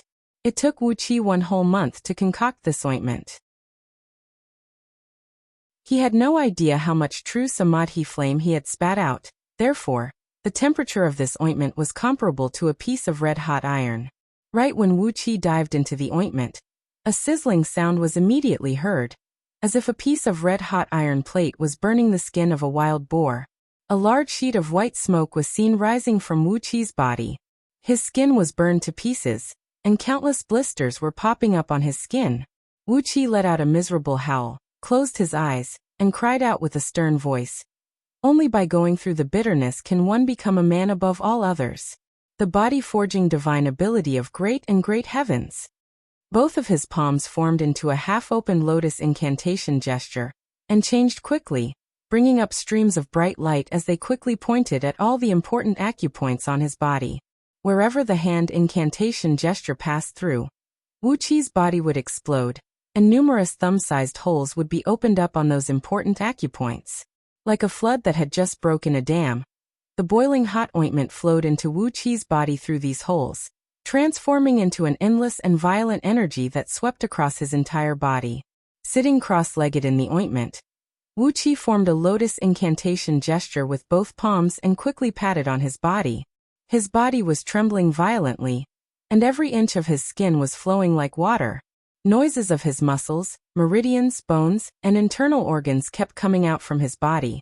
And at the same time, noises of his body healing that sounded like a silkworm eating mulberry leaves kept coming out from his body. Wuxia was howling and howling with pain, but he ignored it and focused on exercising the body-forging divine ability of great and great heavens, a secret technique from Scroll of Stealing. Again and again, his body was shattered and then regenerated. It was like a steel that had been tempered hundreds of times. Every time his body was shattered and regenerated, Wuxia's fleshly body would be strengthened by 30%. The innate energy in his body was like a tidal wave, mixing with the enormous medicinal strength that kept flowing into his body.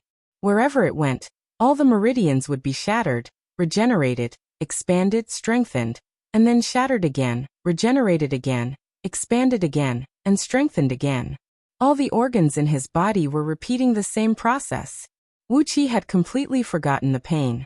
He was crying and yelling, cursing all the holy immortals and Buddhas in the world, using the dirtiest and most vicious slang to greet all the people who had a conflict with him in his memory. If the heaven had a spirit and heard Wuxia's vicious curses, it would have sent down 999 thunder tribulations to shatter him. The 10 feet wide ointment kept seeping into Wuxia's body, turning into an enormous amount of energy that could replenish the functions of his corporeal body. As the days went by, Wuxia's body grew stronger and stronger, and the amount of ointment on his body grew smaller and smaller. When the ointment was reduced to a thin layer that clung tightly to his skin, 3 months had passed, and Wuxia did not let out any more cries. His hands kept changing incantation gestures, and the ointment quickly merged with his body. The natural energies in the outside world had transformed into a cocoon that looked like a corporeal cocoon, wrapping around his body. At last, along with a faint rumble of thunder, Wuxia tore open the cocoon formed by the natural energies in the outside world with a punch, and slowly landed on the ground. His skin was sparkling and translucent, as if it was carved out of a beautiful sculpture, and was glinting with a faint luster. His streamlined muscles looked soft and harmonious, bringing with them an aura of nature that faintly harmonized with the heaven and earth. Conveniently, Wuxia took out an upper-grade magical flying sword and hacked it forcefully onto his body. His skin did not move at all, but the flying sword produced a large amount of sparks, and a large crack was left on the flying sword. The body of an earth immortal of nascent soul realm could not be harmed by magical items, and only magical treasures could harm the body of an earth immortal of nascent soul realm. Wuxia took a deep breath, and his body trembled slightly, causing the entire mountain to tremble. The body of a nascent soul? After using the mystic technique found in Scroll of Stealing, my body is much stronger than that of an ordinary earth immortal of nascent soul realm. Unless I am hit by a magical treasure controlled by an earth immortal, no one under the realm of nascent soul can harm me. However, being attacked by several hundred Jindan human immortals is a completely different matter. After checking his own condition, Wuxia pondered for a brief moment, then took out a Jindan he plundered, opened his mouth and swallowed it. The Jindan exploded in his abdomen, and an enormous core energy rolled and surged into all his meridians. If it were in the past, Wuxia's meridians would have been ripped to shreds by the enormous core energy contained in a complete Jindan. But now, it was like a small stream flowing into a dried-up river bed. He did not feel anything, and the core energy just flowed through his meridians and flowed through his entire body. 10 false cores quickly absorbed the enormous core energy. Gradually, the color of the Jindan turned brighter, and the misty core gradually solidified. Gradually, it transformed from the misty state to the state of flowing water. 3 days later, Wuxia swallowed another Jindan. Just like that, 21 days had passed. Suddenly, Wuxia opened his eyes, which shone with a dazzling gleam.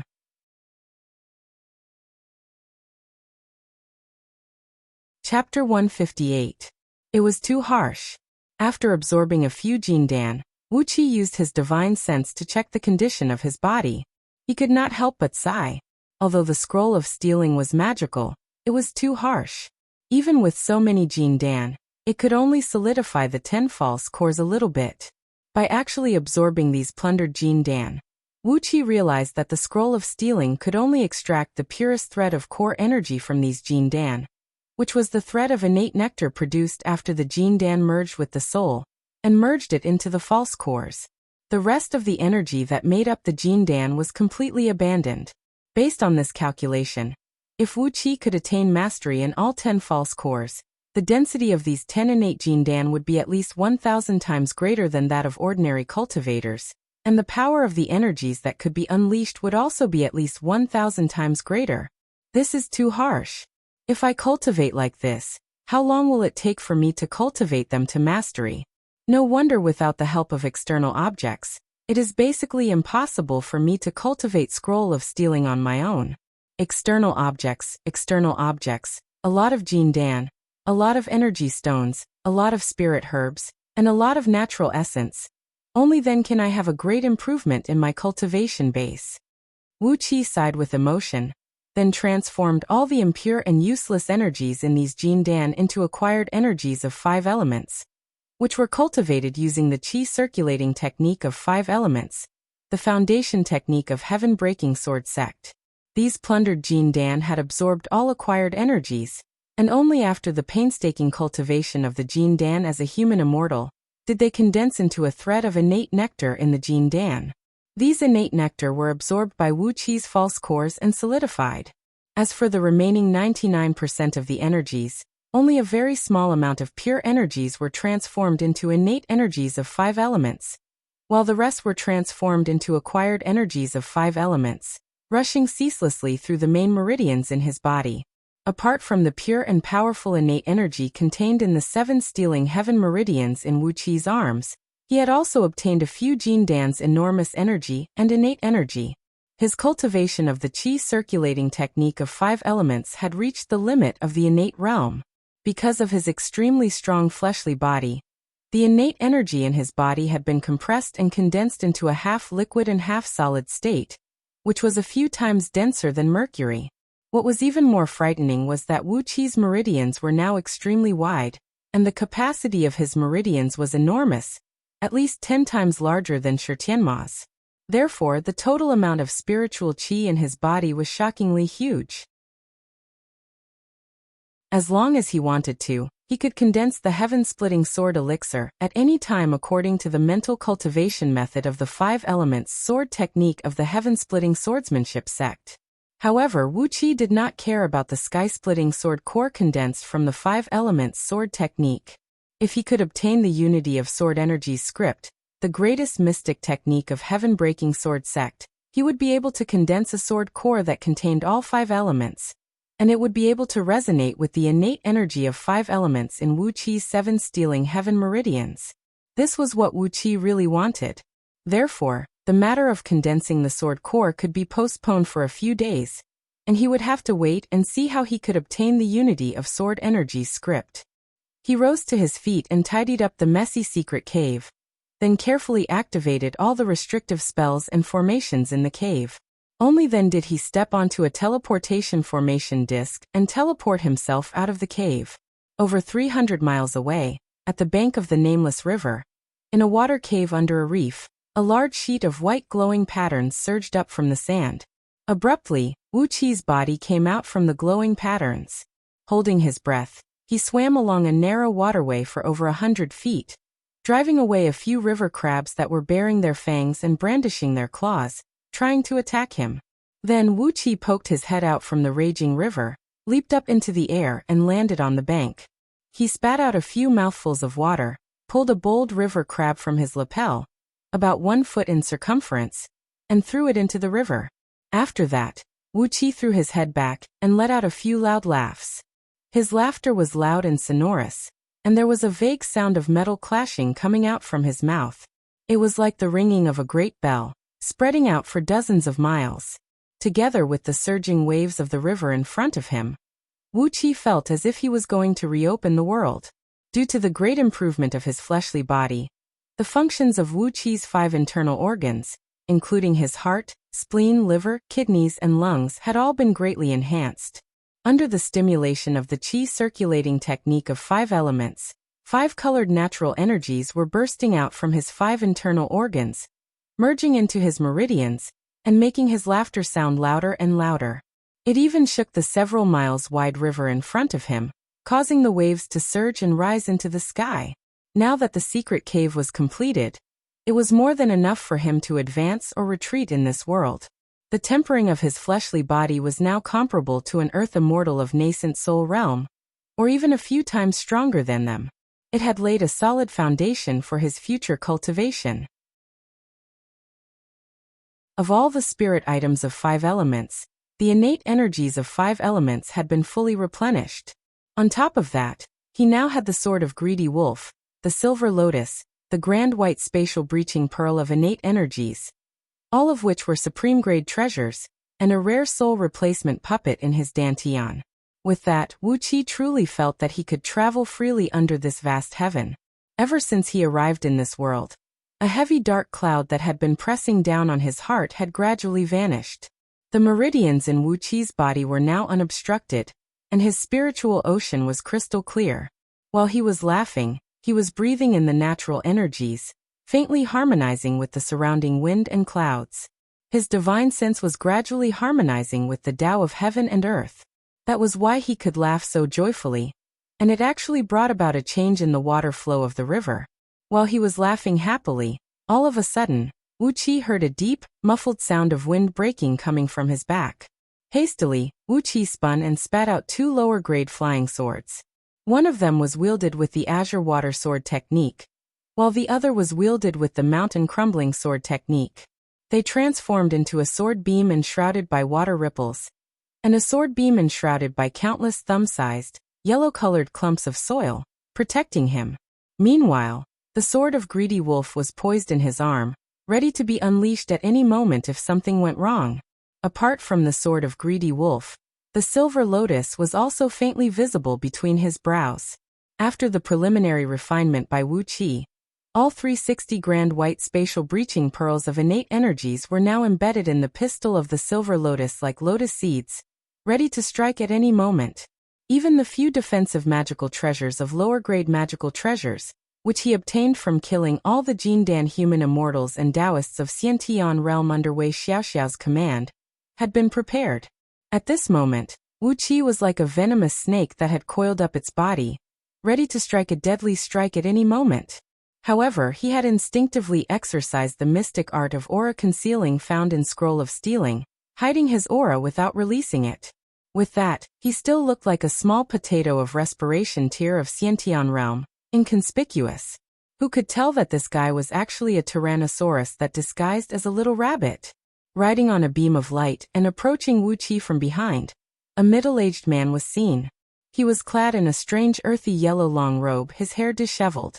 He was standing on a huge jade slab the size of a door, engraved with countless runes. Vaguely, the surrounding wind and clouds were stirred up, and from time to time, energies of 4 colors, earth, water, fire, and wind, would burst out from the jade slab. The man had a skinny face, and his body was as thin as a bamboo pole.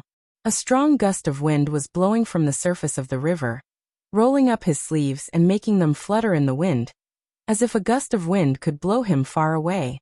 Stepping on the huge jade slab, which measured 30 feet in length, 3 feet in width, and 1 foot in thickness, the middle-aged man looked down at Wuxia condescendingly. With a flustered and exasperated expression, he breathed out a heavy breath and said, Are you Wuxia?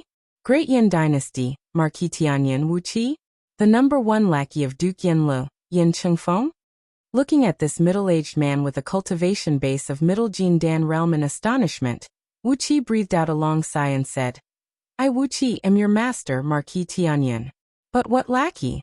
It doesn't sound nice. Can you please not use these 2 words? No matter what, your master is the chief hanger-on of Duke Chengfeng. He is a hanger-on, a brother, not a lackey, do you understand? Come call me master and let me have a good time?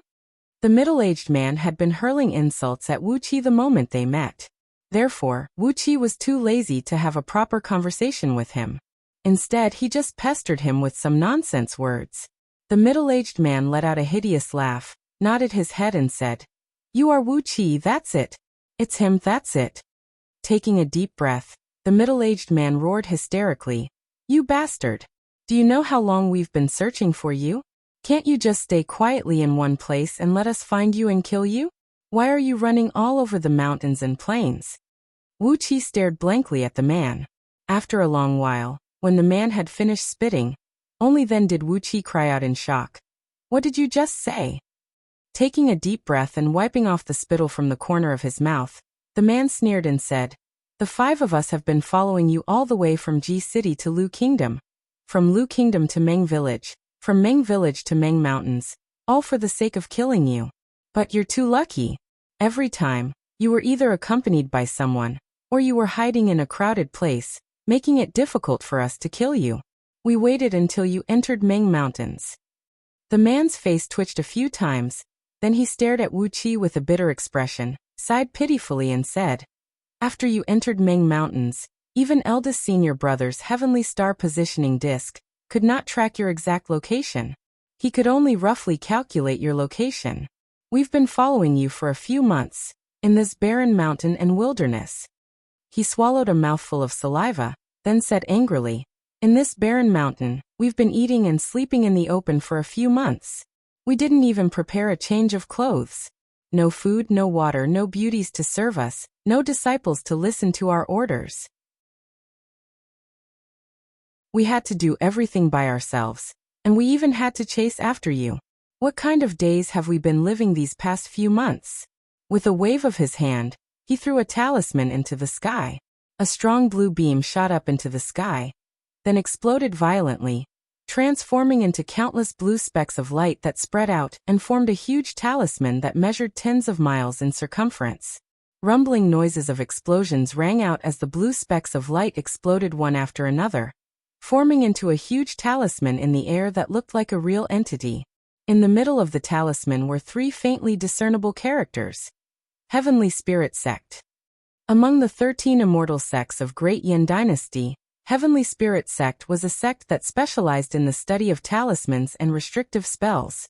All offensive and auxiliary talismans of Great Yin Dynasty were produced by Heavenly Spirit Sect, and cultivators from Heavenly Spirit Sect were involved in the construction of defensive formations for all cities and mansions.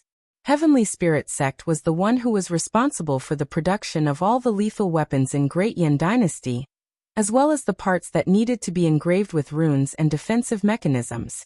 It was a sect that was extremely wealthy, and had nearly fused with the official of Great Yin Dynasty. It had a close relationship with many influential figures. Compared to the poor heaven-breaking sword sect, any disciple of Heavenly Spirit Sect was like a wealthy man. "Senior, may I ask if Wuxia has offended Heavenly Spirit Sect?" Wuxia stared at the middle-aged man standing on the jade slab with a puzzled expression. Suddenly, a furious roar was heard coming from a distance. "Not only that, he has also greatly offended us, Heavenly Spirit Sect." 4 strong beams shot out from 4 directions. They were 4 jade slabs of different shapes and colors, with a yellow-robed cultivator standing on each of them.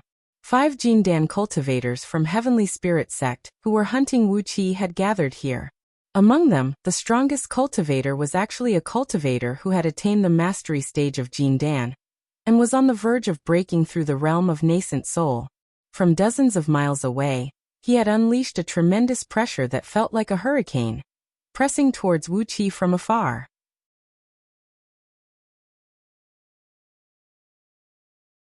Chapter 159. About 100 miles away from the riverside where Wuxia and his men were hiding, there was a small village surrounded by a few small hills. Blood was everywhere, and dead bodies were scattered all over the village. The buildings in the village were set ablaze by a great fire, and the dead bodies were scorched by the raging flame, emitting a pungent, burnt smell that spread in all directions. Some broken and damaged weapons were scattered messily on the ground. Obviously, they were destroyed by a very strong external force. Nearly 30 elite warriors, clad in black soft leather armors without helmets and carrying long blades in their hands, were roaming slowly in the village. They kept searching for the remaining barbarians from piles of firewood, rice jars, wells, and other hidden places, then chopping them into 2. There were also some warriors going in and out of the houses that were not on fire, transporting some energy stones and metal ores they found to the outskirts of the village. On a small piece of flat land at the entrance of the village, several thousand pieces of energy stones and various metal ores that had not been polished yet were piled up. A few dozen burly warriors clad in heavy armors were escorting a burly man, who was clad in a pale blood-red armor, and carried a heavy tiger-headed spear. He was counting the treasures one by one. It took the burly man a full 15 minutes to count all the energy stones, and he could not help but scratch his head in annoyance. The number is still not enough. Including the ones we found a few days ago, we have less than 500 upper-grade energy stones.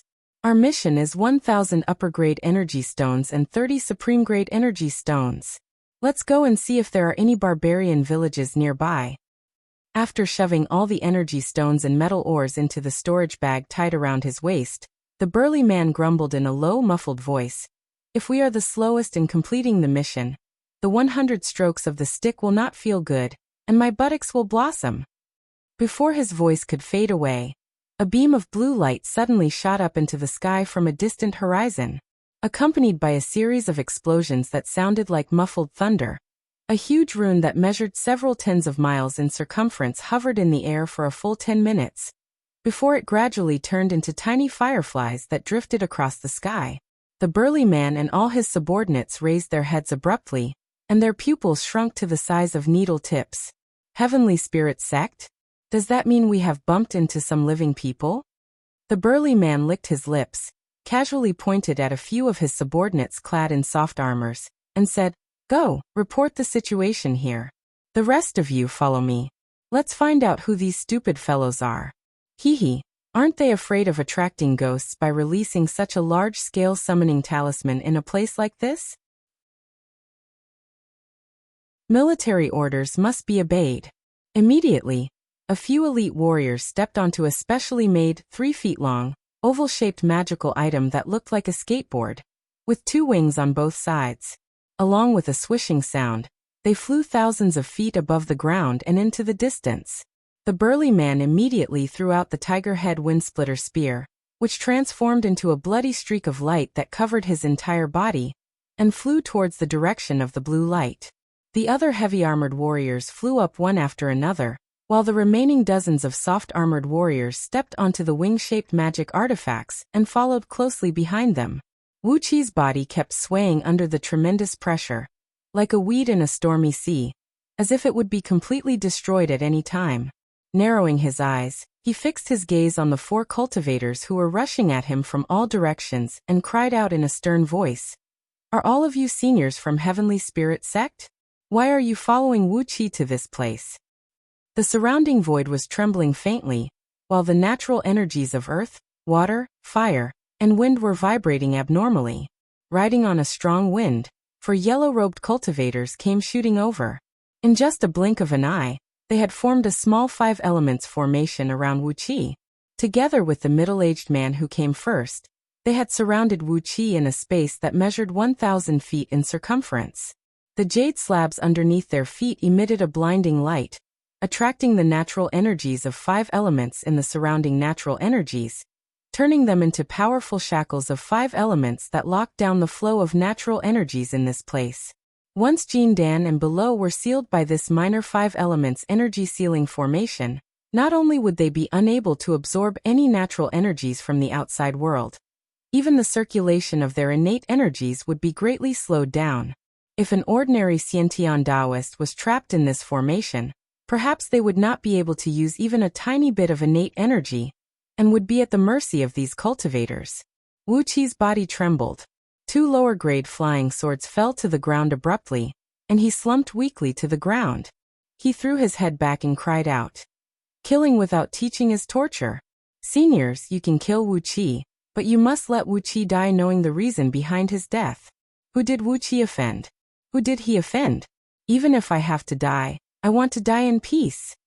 Among the 4 yellow-robed cultivators who came later, the old man with the highest cultivation base, a cultivator who had attained the mastery stage of Jindan, was obviously their leader. The old man, who had a pair of extremely rare double pupils that shone with a green gleam in his eyes, said coldly, "I am Ling Wuju from Heavenly Spirit Sect. the elder of Heavenly Spirit Sect. Little Wuxia, do you really not know the reason why you deserve to die? Wuxia lay on the ground, his body twitching and looking at Ling Wuju pitifully. He breathed out a long sigh and said, Junior, I really don't know. Ling Wuju glared at Wuxia, his body shivering with anger. After a long while he roared furiously. If not because you were a busybody and ruined Wei merchant, why would we condescend to hunt down a Xiantian junior like you? Do you know that after Wei merchant was confiscated, Heavenly Spirit Sect's annual income dropped by 70%? Do you know that because 13 of our sect's elders were involved in the case of Wei merchant, they were executed by His Majesty's imperial decree? Hiss. Wuxia sucked in a cold breath. Heavenly Spirit Sect had a secret cooperation with Wei merchant, so it was reasonable for them to secretly produce some powerful talismans and provide them to Wei merchant. But this secret income accounted for 70% of Heavenly Spirit Sect's total income?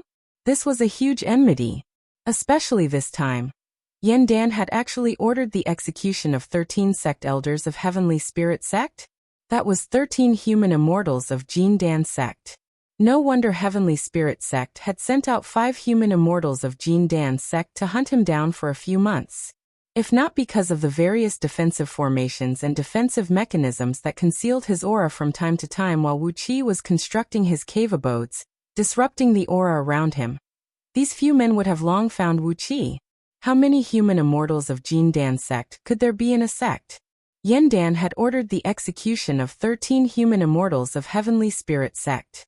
This was a blood feud. Since Heavenly Spirit Sect could not do anything to Yen Dan, they could only vent their anger on Wuxia. 5 human immortals of Jin Dan Sect were determined to kill Wuxia. After all, in the official propaganda of Great Yen Dynasty, it was stated that Wuxia was the greatest contributor in wiping out Wei merchant, and he was the one who found out all the details.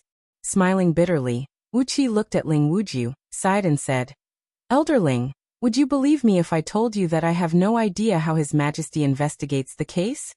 Ling Wuju shook his head and said, It doesn't matter whether you believe me or not. The most important thing is to give an explanation to the entire Heavenly Spirit Sect. If you stayed in G City, we couldn't do anything to you. But since you've come here and entered deep into the barren mountain alone, don't blame us for being cruel. He waved his hand, and a 2 feet and 4 inches long light purple talisman appeared in his palm. As he was about to unleash the talisman, Wuxia suddenly screamed, Wait! I have one more question. How did you track me down? We used a teleportation formation to leave G City and come to the Lu Kingdom. Even if you have a mystic technique to track us, the distance between us is too far. How could you find me so easily? After a brief moment of pondering, Ling Wuju nodded his head and said, I'll let you die knowing the truth. The teleportation formation from G City to the Lu Kingdom is not only constructed by Great Yen Dynasty. Not long after you arrived at the Lu Kingdom, we arrived as well. As long as the distance between us is no more than 30,000 miles, our sect's most precious treasure, the Heavenly Star Positioning Disc, will be able to determine your position. There is no way you can escape from us. After a brief moment of pondering, Wuxia shook his head in shock. Apart from the teleportation formation system constructed by Great Yen Dynasty, there was another teleportation formation in G City? It could also teleport from G City to the Lu Kingdom?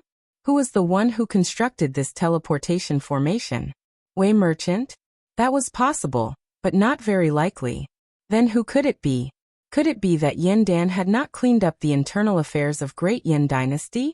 After a brief moment of silence, Wuxia asked timidly, Who constructed this teleportation formation?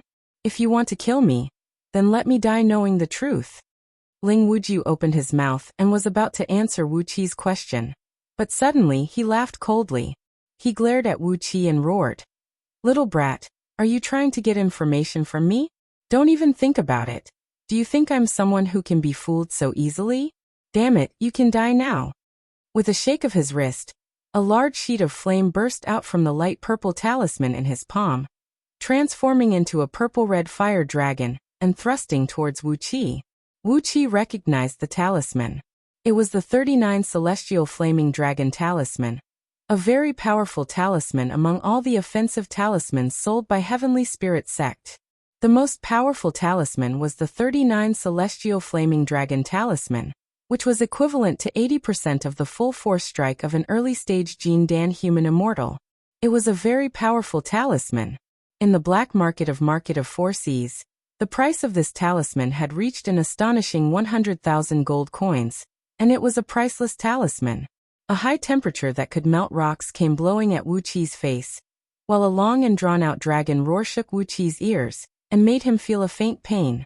The several tens of feet-long fiery dragon came whistling down from the sky. Suddenly, Wuqi's body flickered and flew over 1,000 feet away, landing not far behind the middle-aged man from Heavenly Spirit Sect who appeared first. A loud boom rang out as the fiery dragon blasted out a large pit, 1,000 feet deep and over 100 feet in circumference.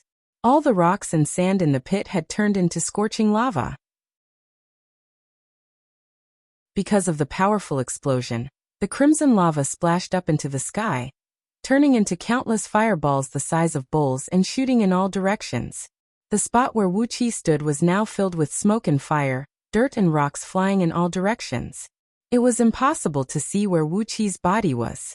Ling Wujiu also did not see the sudden change just now. "Is he dead?" he asked hesitantly. While hiding behind the middle-aged man, Wuqi's eyes turned cold. A five-colored gleam shot out from his eyes as he opened his mouth and spat out the sword of Greedy Wolf. It transformed into a 10-feet-long sword beam, enshrouded in tiny wisps of flame, and shot whistling out. The sky-burning sword technique of Heaven-breaking Sword Sect's 5 elements sword technique allowed the sword beam to transform into a flame, which allowed the cultivator to use the Samadhi true flame in his body to ignite the natural flame in the outside world and burn everything in the world. When cultivated to the highest realm, the cultivator could truly unleash a frightening power that could incinerate the heaven and earth. The middle-aged man standing on the jade board did not realize that Wuqi might be able to escape. How could a mere Xiantian cultivator, whose innate energy was sealed by the minor energy sealing formation of 5 elements, and the flaming dragon talisman still have a chance to escape? Accompanied by a shrill wolf howl, the sword of Greedy Wolf pierced through the middle-aged man's back, spraying out a large amount of burning blood. The severely wounded middle-aged man let out a miserable howl. He turned his head abruptly, glared at Wuqi with his eyes wide open and roared, "Senior brothers, be careful. There is something strange about this kid." All the blood essence in his body shot out from his mouth, turning into a blood arrow and falling onto the jade board underneath his feet. Abruptly, a blinding light burst out from the 30-feet-long jade board. Accompanied by a deafening thunderclap, it soared up into the sky like a door plank, pressing down viciously towards Wuqi's head.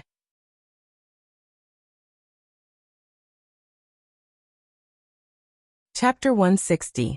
The name of the jade tablet under the middle-aged man's feet was Green Shadow Wind-Slaughtering Talisman, a natal talisman treasure crafted by Elder Jin Dan of Heavenly Spirit Sect with a mystic technique. It had consumed a great amount of rare natural materials, and was forged with his own blood essence and soul, becoming the strongest and only magical item owned by Heavenly Spirit Sect's Jin Dan Talisman Master. Among the 5 elements, the Green Shadow Wind-Slaughtering Talisman had the element of greenwood. It could draw out the most violent wind between the heaven and earth, turning it into countless wind blades that could kill people. For example, when a natal talisman treasure crafted by a talisman master who had cultivated to the realm of gold immortal, it could transform the wind blades into dimensional blades, using them to kill the enemies through the cracks in space. It was a very frightening power, and almost invincible. The only weakness of a talisman treasure was that it needed to be controlled by a talisman master at all times. Only then could it have the power to attack and defend the enemies. Once the talisman master's attention was not on the talisman treasure, it would become an inanimate object, no different than an ordinary stone or wooden stake. That was the reason why the sword pierced through the middle-aged man's body after he let his guard down. The deadly strike from Wuqi had taken away all the life force in the middle-aged man's body.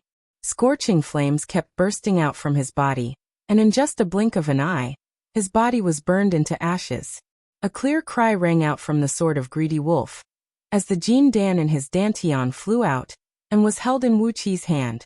However, the green shadow wind-killing talisman underneath his feet had been activated by all his blood essence. It had transformed into a huge glint of wind, glinting brilliantly with green light.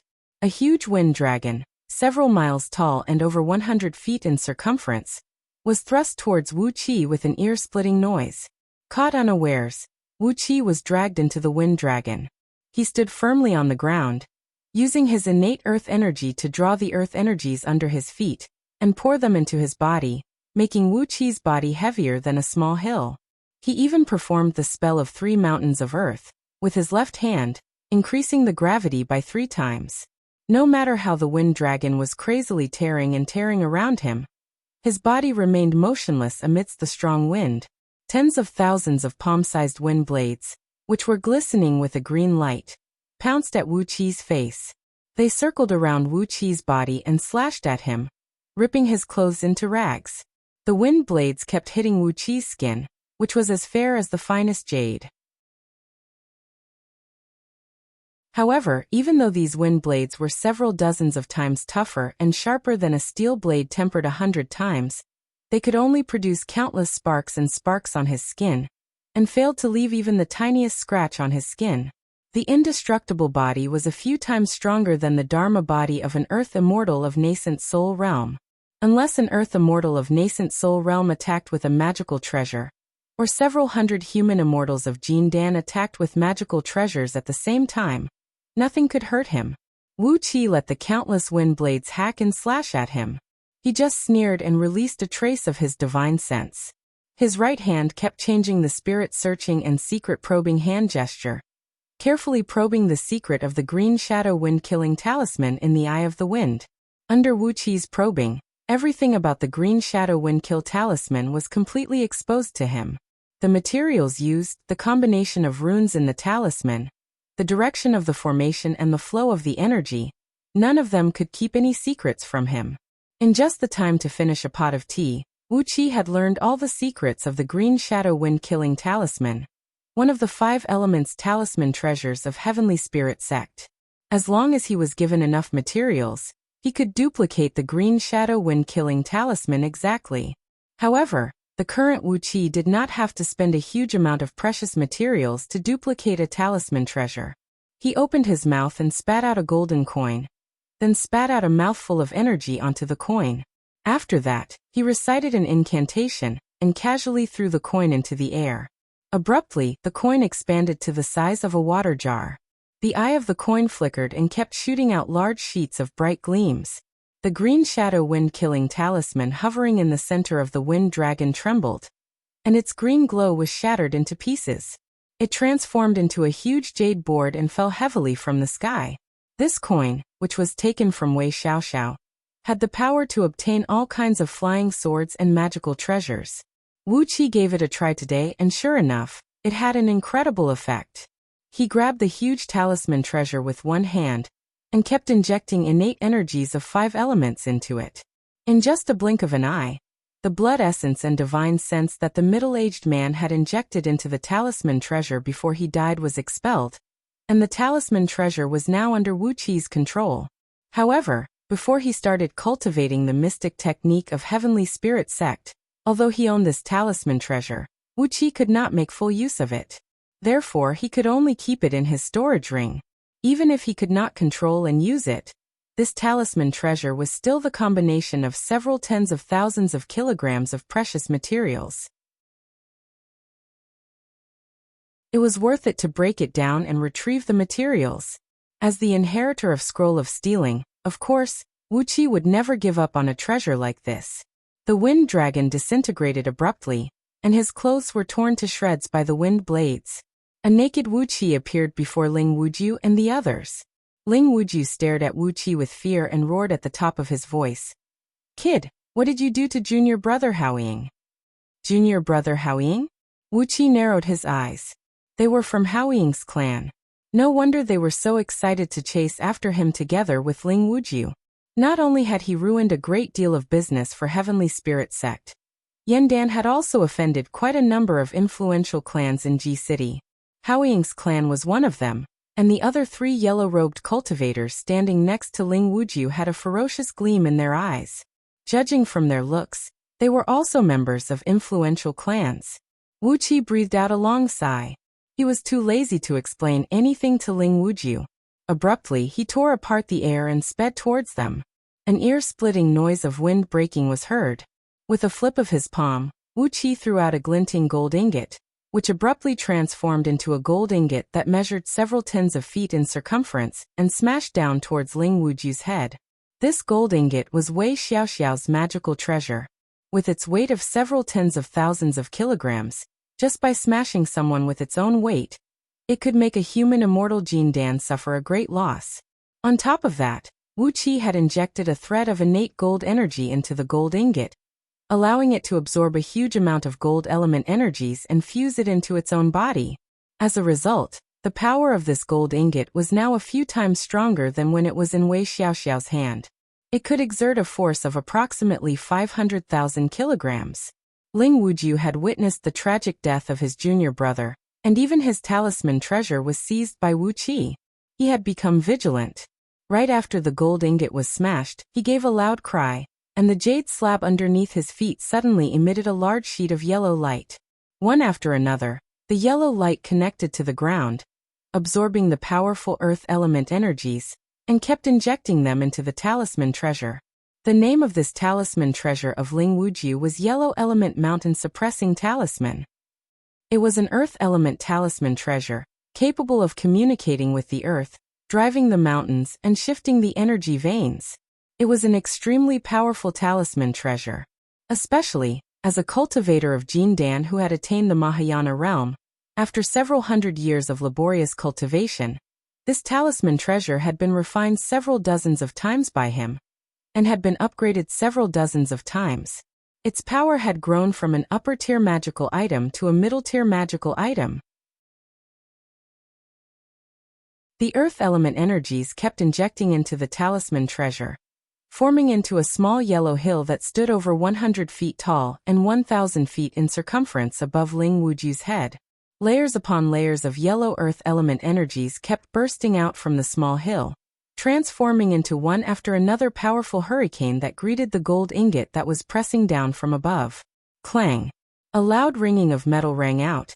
As the gold ingot was knocked back several thousand feet high, Wu Qi's heart trembled, and his divine sense was shaken. Immediately, a mouthful of blood surged up to his throat. It was true that his body had reached the level of indestructible body, and the magical item controlled by a human immortal like Jin Dan could not cause any harm to his body. However, his divine sense was shaken, and his corporeal body could not effectively protect it. The thread of divine sense contained in the gold ingot was nearly destroyed by the small yellow hill. Wu Qi's divine sense was shaken, and he nearly fell to the ground. The gold ingot returned to his palm with a sad wail. Then, Wu Qi threw out the gold ingot, which he had just rendered a great merit. This time, he exerted all his strength to drive the gold ingot, turning it into a golden coin that measured several tens of feet in circumference. A bright beam of light that stretched several tens of feet long shot out from the eye of the coin, bringing with it a swift and fierce aura as it thrust towards the yellow element mountain suppressing talisman. There was a huge difference in power between a talisman treasure that had been activated and one that had not. Just now, when junior brother Haoying was killed by Wu Qi, it was because his talisman treasure had not been activated yet. But now, Ling Wujiu was using all his strength to drive his talisman treasure. His entire body was shrouded in an extremely dense Earth Empress energy. The bright beam of light emitted from the gold ingot spun 36 times on the talisman treasure, making it shine brightly and produce loud clanging noises. However, it could only make the talisman treasure sway, and no matter how hard it tried, it could not make its energy scatter to the ground. Ling Wujiu's face had turned pale with fear. His body swayed on the talisman treasure as he roared furiously. "Are all of you dead men? All of you are shouting that you want to follow me out to kill this little brat, but what are you doing standing there in a daze? Are you going to collect my dead body after I'm dead?" Only then did the other 3 talisman masters of Heavenly Spirit sect react. One after another, they performed incantation gestures and drove the talisman treasures underneath their feet. There was a stream of dark energy, a red light, and a white light. The talisman treasures of these 3 talisman masters were indeed of water, fire, and metal element. No wonder they could cooperate with Ling Wuju and junior brother, Haoying, in deploying the minor 5-star spirit sealing formation. At this moment, they joined hands with Ling Wuju and deployed another 4 elements grand formation. 4 types of energies merged into one, and a strong 4-colored light enveloped their bodies. Countless cracks appeared on the ground because of the powerful energy ripples. Shielding themselves with talisman treasures, Ling Wuju and the other 3 talisman masters took out a large number of talismans at the same time. One thing that talisman masters of Heavenly Spirit Sect did not lack was powerful talismans. With a casual shake of their hands, countless explosive talismans, lava talismans, lightning talismans, falling rock talismans, golden saber talismans, and many other talismans were thrust towards Wuqi. The golden coin pointed at Wuqi's finger kept shooting out large sheets of bright light, wheeling and slicing around the 4 talisman treasures at a high speed, constantly removing the energy gathered by the talisman treasures. Paying no attention to the middle and low-grade talismans that filled the sky, he forcibly used his fleshly body to resist the numerous talismans and leaped forward. Fireballs exploded on his body, lava rolled off his skin, thunderbolts exploded on his skin, huge rocks and countless golden sabers shattered on his skin, but none of them could stop him from moving forward. Not even a scratch was left on his body. Indestructible body. The Dharma body of an earth immortal of nascent soul realm.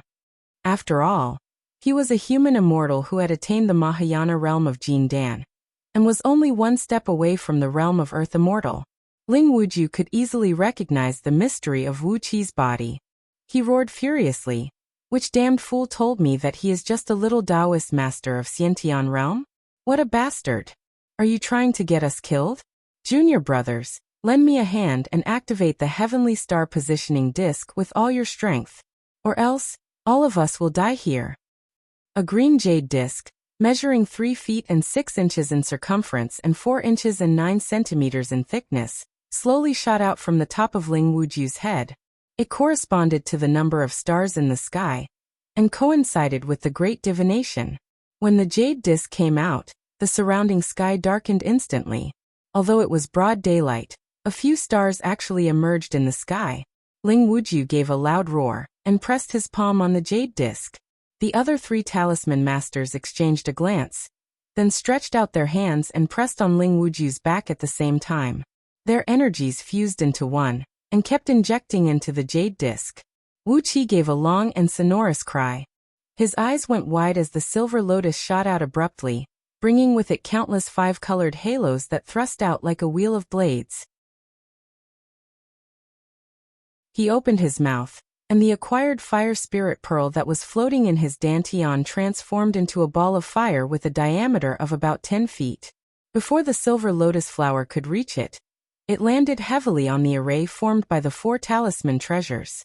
Amidst a loud boom, Wuqi himself was knocked several hundred feet away. Scorching hot flames shot in all directions, and the formation of 4 elements shattered with a loud boom.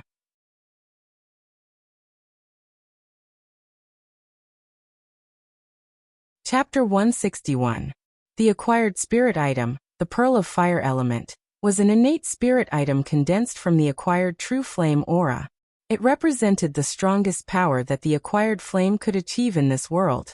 As Wuqi did not have the time to truly refine it, he could only throw it out like a brick and smash it at someone. But that was more than enough. Relying solely on the power of the Pearl of Fire Element, the talisman formation of 4 elements was instantly destroyed by the highly condensed, high-temperature and high-pressure flame.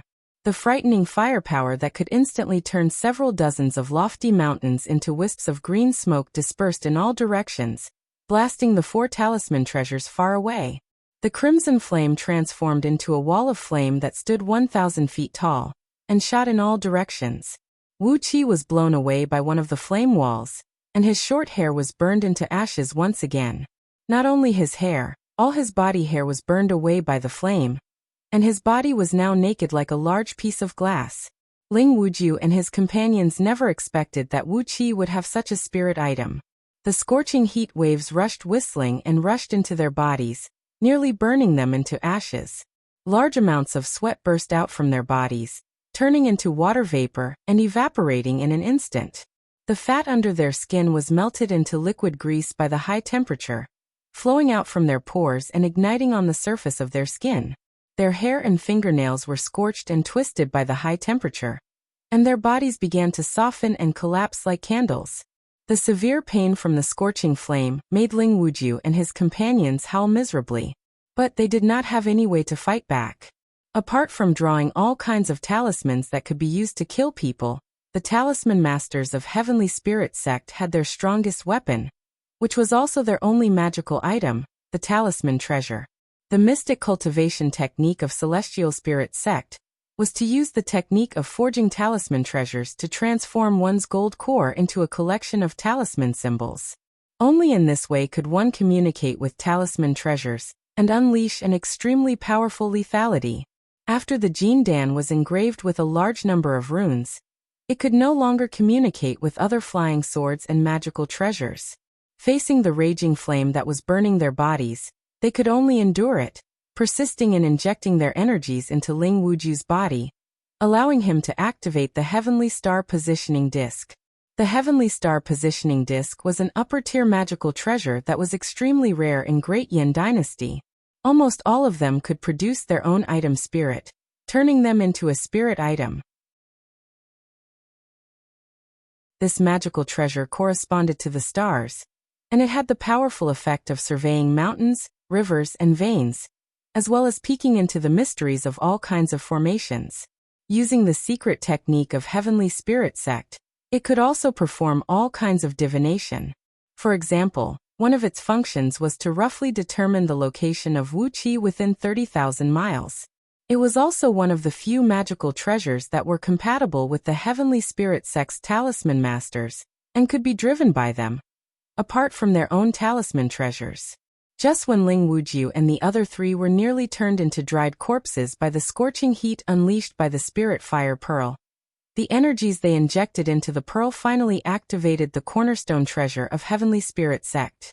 All of a sudden, several thousand tiny silver specks flickered on the surface of the Heavenly Star Positioning Disc. The stars that appeared in the bright sky suddenly grew brighter. Visible strands of cyan and silver light fell from the sky like mist, quickly injecting into the bodies of Ling Wujiu and the others. Abruptly, the surrounding flames were extinguished, and the bone-piercing cold energy of the stars enveloped the space of several miles in circumference.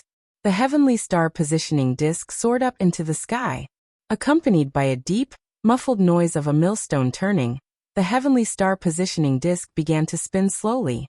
Several dozens of starlights flickered on the surface of the disc. Then a silver beam that was as thin as a hair shot out abruptly.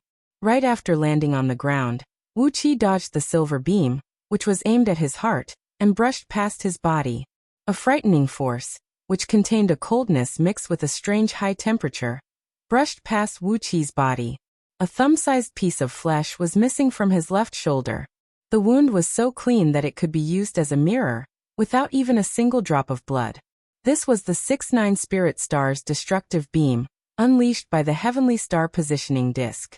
This destructive beam was mixed with the energy of the stars, and combined with the innate magnetic force that came from the ninth heaven that could innately wipe out all life force.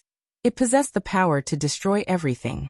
Just now, that thin beam of silver beam was nearly as powerful as a full-force attack launched by an Earth Immortal of nascent soul realm, wielding a middle-grade magical treasure, and possessed the power to kill an Earth Immortal of nascent soul realm.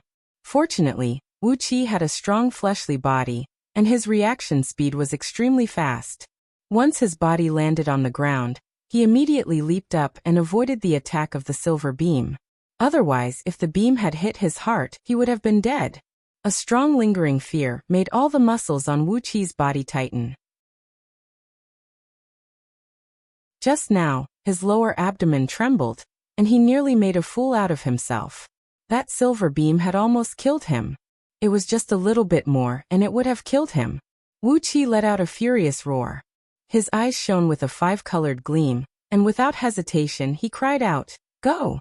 Immediately after that, The silver lotus flower shot out from the spirit fire pearl slowly opened up, shrouded in a faint 5-colored glow, and transformed into a magnificent lotus flower with a circumference of several hundred feet, shielding right in front of the heavenly star positioning disc. 13 beams of destructive light from the spirit fire pearl hit the silver lotus flower in a row, causing the lotus flower to flicker and flicker. Deep, muffled thunderclaps kept ringing out, yet none of them could break the defense on the surface of the silver lotus flower. 360 grand white spatial breaching pearls of innate energies shot out with a loud whistling noise, and in just a blink of an eye, they had teleported into the bodies of Ling Wujiu and his companions. The high-frequency vibrating spatial breaching pearls pierced through their bodies, and in an instant, completely destroyed their corporeal bodies. Ling Wujiu let out a miserable howl. His Jin Dan shot up into the sky in a beam of bright light, reaching an altitude of 1,000 feet, and fled towards the outside of Meng Mountains. As a Jin Dan cultivator, his soul had completely fused with his Jin Dan. As long as he could break his gold core and form his nascent soul, he would be able to attain the earth immortal realm of nascent soul realm. Therefore, as a Jin Dan cultivator, even if his corporeal body was destroyed, he still had the ability to escape.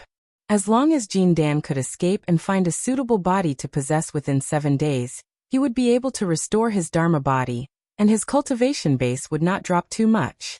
But how could Wu Qi allow Ling Wujiu to escape? From the pistol of the silver lotus sprayed out countless 5-colored light threads, which tightly bound all 4 Jin Dan, including Ling Wujiu, and pulled them down from the ground, imprisoning them inside the silver lotus. The heavenly star positioning disc, which had just unleashed 14 destructive light beams from the 6-9 spirit stars, dimmed down and fell slowly to the ground.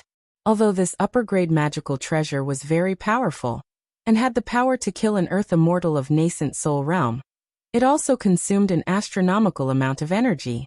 Although Ling Wujiu and his companions had injected all their energy into the disc, they could only unleash a dozen destructive light beams. Apart from causing Wu Qi to lose a small piece of his flesh, they did not cause any real harm to him. Panting heavily, Wu Qi struggled and leaped up from the ground. In a flurry, he retracted the silver lotus, fire spirit pearl, and all the other magical treasures back into his body, then grabbed the heavenly star positioning disc complacently. The cornerstone treasure of heavenly spirit sect. Ha ha ha, it's mine now. An upper-grade magical treasure? Just one item spirit. And it can become a spirit item? Are you here to kill someone, or to give me a treasure? After carefully fiddling with the heavenly star positioning disc for a while, Wu Qi, who did not have the time to refine it, shoved it into his storage ring, then sped towards the place where Ling Wujiu and his companions were killed. A few shiny storage rings could be seen glinting amidst the mess on the ground. Wu Qi's eyes were gleaming with a green gleam. After a short but intense battle just now, relying on his incredibly strong body and a large number of precious treasures, Wu Qi had killed 5 Jin Dan human immortals of heavenly spirit sect. However, the battlefield was in a complete mess. A flaming dragon talisman had blown a large hole in the ground, and the top-grade acquired flame unleashed from the fire spirit pearl had burned the ground to a depth of 30 feet, turning the area several miles in circumference into a clump of lava. Carefully, Wu Qi found 5 storage rings from the lava, then sent his divine sense into them. A loud laughter towered up into the sky. Wu Qi was laughing so hard that his eyes were narrowed into 2 fine lines. Needless to say, there was a huge amount of talismans in the storage rings. These few people were elders of Jin Dan and Heavenly Spirit Sect, holding a high position and great power. Every day, when they had nothing to do, they would draw a large number of talismans out of habit. Among them, there were some powerful high-grade talismans that they were reluctant to sell or give away to others. After several hundreds of years of accumulation, these 5 storage rings actually contained over 20,000 powerful talismans of various colors. It made Wu Qi's mouth turn crooked with joy. These were the accumulation of 5 Jin Dan human immortals for several hundreds of years. Every single one of these 20,000 talismans was of excellent quality, and each of them was priceless. Putting aside the energy stones and spirit herbs, they were just enough to replenish the consumption of Wu Qi when he was constructing his secret abodes. As for the other raw materials used to draw talismans, Wuqi only gave them a brief glance, then threw them aside. What made Wuqi wild with joy the most was that Ling Wujiu, as the elder of imparting technique of heavenly spirit sect, actually found in his storage ring was the mystic scripture of talismans, the heavenly spirit star positioning technique. It was a book divided into 3 parts, with each part being divided into 13 volumes. It contained all the runes, formations, and restrictive spells of heavenly spirit sect, a comprehensive book. From the most basic explosive talisman, to the 9 upper and 9 lower spirit heaven, celestial thunderbolt subduing talisman, which had the power equivalent to the full force strike of a nascent divinity heaven immortal. It contained everything one could think of. Clutching the few storage rings tightly in his hand, Wuqi threw his head back and let out a few loud laughs, then hastily put everything inside into his own storage bracelet. After that, he threaded the rings with some natural silk and hung them around his neck. After tidying up all the storage rings, Wuqi rushed towards the 4 talisman treasures that were thrown tens of miles away by the explosion. These 4 talisman treasures were treasures that consumed an enormous amount of natural treasures, as well as several hundred years of painstaking effort. Although they were struck by the spirit fire pearl, and the true flame that exploded out from the pearl dispersed the gathered natural energies, the talisman treasures themselves did not suffer any damage. As long as they were slightly refined using the mystic technique of heavenly spirit sect, they could be used as excellent materials to construct formations. These talisman treasures were absolutely qualified to be used as the formation cores of a few killing formations. Just as Wuqi placed the 4 talisman treasures on the ground in a straight line, and was happily admiring the complicated runes engraved on them, an impassioned singing voice was heard coming from afar. How can it be said to have no clothes? To share the same robe with one's son? The king sends his army to repair my spear and spear. To share the same hatred with one's son? How can it be said to have no clothes? To share the same fate with one's son? The king sends his army to repair my spear and halberd. To share the same fate with one's son? How can it be said to have no clothes? To share the same fate with one's son? The king sends his army to repair my armor and weapons. To share the same fate with one's son. The singing voice came from afar with an unconcealable sharpness and murderous aura that soared into the sky. Wuqi felt a chill running down his spine. He suddenly felt as if he was being stared at by dozens of ferocious beasts, as a faint cold air was exuding from all the pores on his body. Slowly turning around, Wuqi saw a burly man, clad in a pale red heavy armor, carrying a tiger-headed spear on his shoulder. He was leading a group of 7 to 8 warriors, each clad in a dark heavy armor, and a few dozens of warriors clad in a dark soft armor. They had formed into a crescent moon formation that had no loopholes, and were slowly approaching Wuqi. These warriors walked towards Wuqi as if they were on a spring outing, as if nothing had happened, and they were even singing. However, their gray and emotionless eyes were locked onto Wuqi's body.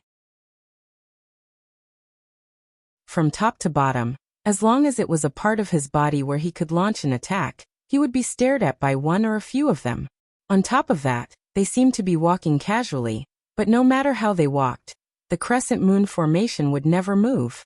The burly man with the tiger-headed spear giggled, then turned to look at Wuqi from a distance of about 1 mile away and said, "Hand over all your energy stones and kill yourself right here, and I'll spare your soul for reincarnation." The burly man's laughter was bright, yet it was filled with a bloody aura of Azura.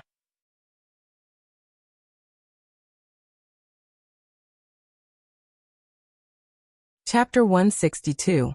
Looking at the group of warriors, who were emanating a strong smell of blood from their bodies, and had an aura that made them look like wolves and leopards, Wuqi put away everything around him and slowly retreated backward. Every time those warriors took a step forward, he would take a step back. Unhurriedly, he kept a distance of 2,000 feet from them. While retreating, Wuqi laughed and said, "That's not creative at all. If you want to rob me, so be it. Why do you make it sound like you have done me a great favor? You are a prostitute, so why do you want to erect a chastity?" The man with the tiger-headed spear frowned and looked at Wuqi, then said coolly, "I know you are a prostitute, but what is a chastity?" The memory of Lu Xiaobai in Wu Qi's soul suddenly flickered. He said happily, "So you don't know the meaning of this sentence? You are just an uncultured, boorish fellow. Hee, what I mean is you are a man like Dao Chuo, so why do you talk about benevolence, righteousness and morality like Confucius?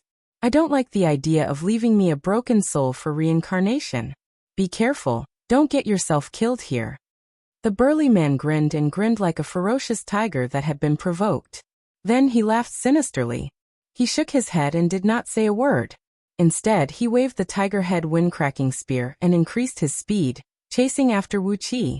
His heavy footsteps collided with the ground, causing the ground to tremble slightly. Both of his feet had turned blurry, and he leaped towards Wu Qi along with a strong gust of wind. Wu Qi looked at the man smilingly. Suddenly, both of his feet turned blurry as well, and he moved backward along with a strong gust of wind. Coldly, he stared at this man, who had the cultivation base of late stage of Jin Dan realm, while silently calculating the distance between him and the few human immortals and the dozens of embryonic breath Taoists behind him. As long as this man was more than 1,000 feet away from his subordinates, Wu Qi was confident that he could kill him in the shortest time possible. The few Jin Dan human immortals behind the burly man had vaguely linked up with the Xiantian Taoist masters behind them, forming a military killing formation. For cultivators, any formation was dangerous. Thus, they needed to be vigilant. Wu Qi would not risk being surrounded by the crescent moon killing array to kill this man. Even if he was confident that he could kill everyone in front of him with the least amount of effort, there was no need for him to take unnecessary risks. The two of them, one chasing and the other fleeing, ran for 3 miles in an instant. After running for 3 miles, Wu Qi's upper body didn't move at all. He faced the man who was chasing after him with a sinister sneer on his face. The burly man's expression became more and more ferocious. The muscles on his face tightened, and his eyes turned red as if they were about to bleed. All of a sudden, the distance between the burly man and his subordinates was already 1,000 feet, out of the range of the crescent moon killing array. Wu Qi let out a long and sonorous cry. Suddenly, the sword of Greedy Wolf shot out from his mouth, transforming into 3 large wooden stakes, each about 10 feet long and 2 feet thick, enshrouded in a strong green wind, thrusting towards the burly man's head. 7 wolf heads could be vaguely seen on both sides of the wooden stakes. As long as the burly man revealed even the slightest mistake, they would be able to seize the opportunity and kill him, seizing his blood essence and life force. The burly man let out a wild laugh.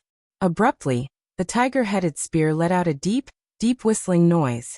A clump of blood-red light shot out from the spear, transforming into a dozen of several feet long blood-red beams that leaped up into the sky and tangled with the 3 wooden stakes. The tiger-headed spear transformed into a 30 feet long, blood-red tiger, roaring and fighting fiercely with the 7 wolf heads. With a wild laugh, the burly man pulled out the sword with his right hand and threw it into the air. The sword transformed into a 10 feet long blood-red beam and hacked down towards Wu Qi's head. After that, he curled up his body and leaped forward, spreading his arms and grabbing towards Wu Qi. Wu Qi let out a loud laugh. Then, a golden gleam flashed from his mouth, and the golden coin that could knock down a flying sword had been shot out from his mouth. It transformed into a huge golden coin the size of a water tank, thrusting towards the blood-red beam above his head. A misty gleam shot out from the eye of the golden coin, quickly slicing off the blood-red beam on the flying sword, revealing the true form of the flying sword. In just a blink of an eye, the flying sword was sliced off by the golden coin and fell to the ground, bouncing and bouncing like a living creature.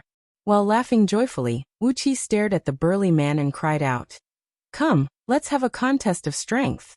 Then he shook his arms, exerting a divine strength of several tens of thousands of kilograms with his indestructible aura, thrusting towards the approaching fists of the burly man. A muffled boom rang out when the fists and palms collided with each other. The burly man coughed out a mouthful of blood, and was knocked flying away by the tremendous force. Wu Qi let out a muffled snort as well, as he staggered and staggered back by the mighty force coming from the burly man's arms. The strength of the burly man was very strong. Although the strength of his body was not as strong as Wu Qi, The strength he could unleash in an instant was equal to the strength of Wuqi's body. Wuqi merely possessed a very strong and indestructible body, but the burly man had cultivated a technique that specialized in body strengthening. Not only was it a body strengthening technique, it was also a righteous body strengthening technique that was at least 10 times more powerful than the evil technique of Shi Tianma and his son, who were cultivating the body of half-demon beast. Although the strength of his body was only less than 1/20th of Wuqi's, by relying on the divine abilities found in the body strengthening technique, the strength unleashed by the burly man was more than enough to fight evenly with Wuqi. However, Wuqi's body was too strong. Therefore, although the burly man's strength was equal to Wuqi's, when the two enormous forces collided, Wuqi's body did not suffer any harm, but the bones of the burly man's arms had countless cracks, and all his internal organs had suffered a severe shock. Wuqi, who was forced to stagger back for tens of steps and still could not stand firmly, cried out in astonishment. "What an incredible strength! What cultivation technique are you cultivating?" On the other side, the burly man laughed wildly and said, "Wonderful! You're just a little man who hasn't even cultivated the Jin Dan. Yet you have a fleshly body that is similar to my father's. What kind of natural treasure have you eaten? Young lad, you have a bright future ahead of you, and I, Bai Qitian, have taken a liking to you. What do you think? Join the army of Daqin and conquer the world for our imperial emperor, fighting for glory, splendor, wealth, and rank. This is a great fortune for you." Not allowing Wuqi to say anything, Bai Qitian had already cried out, "I, Bai Qitian, the general of Yulin army of Daqin, am recruiting you to join the army of Daqin. Why don't you accept it quickly? With the physique and potential of your body, with just a little training, you will become an invincible and fierce general. This is your luck." Wuqi, who was staggering backward, nearly tripped on a rock and fell flat on his face. "The general of Yulin army of Daqin, Bai Qitian?" Wuqi cried out in shock. "Bai Qitian, who is your father? With such a big tone, what is the benefit of joining the army of Daqin?" He opened his mouth and coughed out a mouthful of blood, with both of his arms dangling beside his shoulders. Bai Qitian gave Wuqi a deep look, and with a joyful expression he let out a loud laugh and said, "My father is the Prince of Wuan of Great Qin Dynasty, the Commander-in-Chief of Military Forces, Bai Qi. Father is thirsty for talent, and he likes young heroes the most. Someone like you, who doesn't know a thing about cultivation, but has frighteningly good luck, joining the army of Daqin is the best." The Prince of Wuan of Daqin, the Governor-General of the army, Bai Qi. Wuqi's heart and lungs were trembling. The Prince of Wuan of Qin, Bai Qi, was now the Prince of Wuan of Daqin, and the Governor-General of the army? This was the man who was addressed as the butcher by the people of the warring states period. Even though it had been over 2,000 years, his name still made Wuqi shiver and feel extremely uncomfortable. He gave Bai Qitian a deep look, then spun and fled without saying a word. The sword of Greedy Wolf let out a long and sharp whistle, transforming into a dark beam and flying back into Wuqi's hand, no longer tangling with Bai Qitian's spear. Seeing that Wuqi had turned and fled, Bai Qitian hastened his pace and chased after him. He roared, "Little fellow, I've given you face but you don't want it. Are you courting death? Either you join the army of Daqin, or you become a wanted criminal of the Daqin. Do you want a high position and great wealth, or be hunted down by the whole world?" Wuqi turned around and glared at Bai Qitian coldly, sneered and said, "What Daqin dynasty? I've never heard of it." After giving Bai Qitian a fierce glare, Wuqi bowed his head and fled at the fastest speed. If not because he was intimidated by the brutal reputation of Bai Qi, the demon king of slaughter, Wuqi would have definitely killed Bai Qitian right here. The problem was, the brutal reputation of Bai Qi was too frightening. Since Bai Qitian was already here, where would Bai Qi be? Wuqi did not think that with Bai Qitian's insignificant strength, he would be able to cross Meng Mountains and come to a place only 400,000 miles away from Great Yan Dynasty. After becoming one of the influential nobles of Great Yan Dynasty, Wuqi had learned a lot of information about Meng Mountains from Yan Bugui. It was definitely a mountain range of monstrous scale. Perhaps it stretched for tens of millions or even hundreds of millions of miles. Over the last 2,000 years, Great Yin Dynasty had lost countless lives, and even several hundred of Jin Dan human immortals had fallen in this place. Yet they still failed to find out the exact size of Meng Mountains. Bai Qitian was just a little human immortal of late Jin Dan stage. How could he cross Meng Mountains and come to this place with such a small group of people? Impossible. Absolutely impossible. There must be someone even more powerful accompanying him. Who could it be? Baiqi? Others? Or even? Upon thinking of those infamous figures, Wu Qi felt his scalp going numb. He absolutely did not want to kill Bai Qitian right now. Once he alerted those people behind him, he would be treated like a stray dog. A group of earth immortals of nascent soul realm, or even someone with even more frightening cultivation base, were chasing after him, a little earth immortal of void core realm. When Wu Qi thought of that frightening scene, he felt very pitiful, very pitiful. There was no need, as Wu Qi did not want to poke this hornet's nest. However, even if a man did not go looking for a hornet, the hornet would come looking for him. Not long after Wu Qi sprinted forward for a few miles, a few warriors, clad in black soft armors and treading on wing-shaped magical items, surrounded by a skinny, middle-aged scholar clad in a black robe, blocked his way. Almost instinctively, Wu Qi stopped running, fixing his eyes at the middle-aged scholar, who had a skinny face, dark skin, and a pair of deep sunken eyes. His gaze was glinting with a ghastly gleam, like that of a viper. Bai Qitian, who had been left far behind by Wu Qi, cried out joyfully, "Your Excellency Li Si, Prime Minister Li Si! Catch this guy.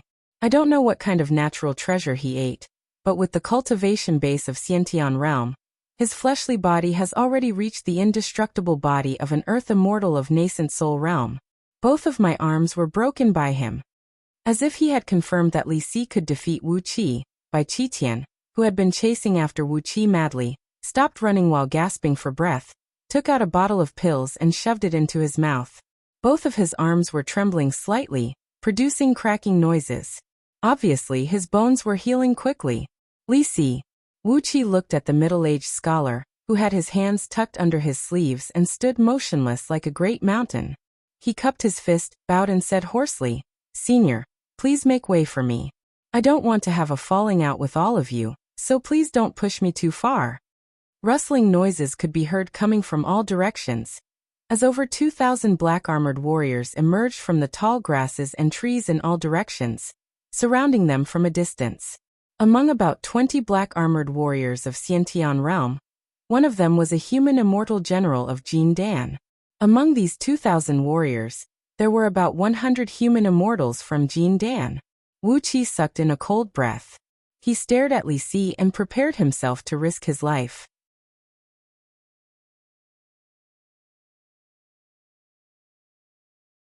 Chapter 163.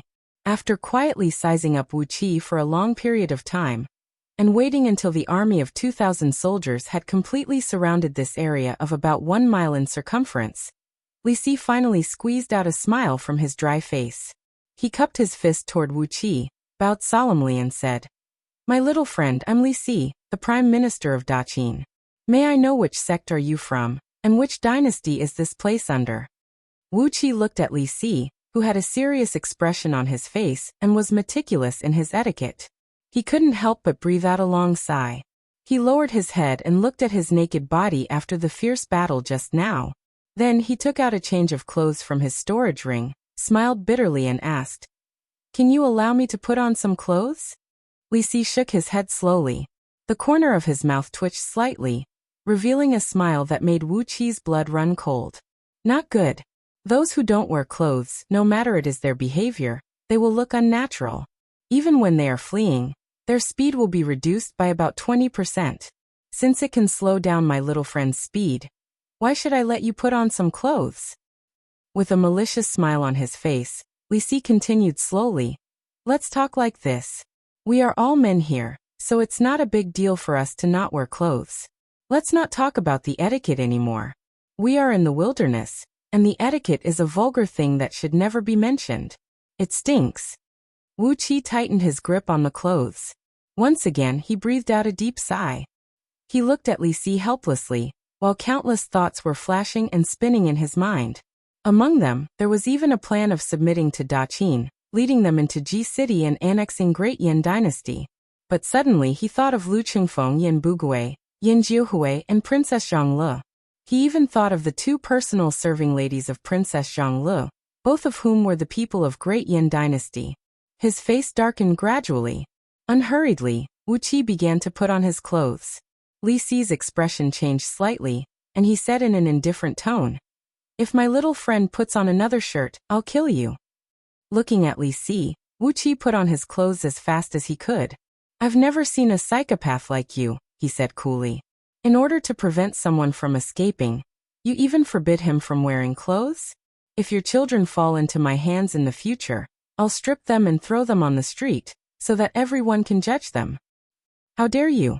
A black armored warrior standing behind Li Si gave a furious roar, drawing his blade and thrusting it towards Wuqi. The blade rose up into the air, and the black armored warrior's body left behind dozens of afterimages. With a simple swing of the blade, he suddenly arrived next to Wuqi. A large sheet of flame burst out from his body, and a flame several tens of feet long burst out from the blade as well, bringing with it a terrifyingly high temperature that could melt gold and iron. The blade thrust straight towards Wuqi's neck. A deep, muffled explosion burst out from his body, as the massive fire element energy in the warrior's body was detonated by the innate fire element energy. Like a drop of fire sparks falling into an oil tank, the explosion went out of control. A deep, muffled explosion rang out, as the massive fire element energy in the warrior's body was detonated by the innate fire element energy. Like a drop of fire sparks falling into an oil tank, the explosion went out of control.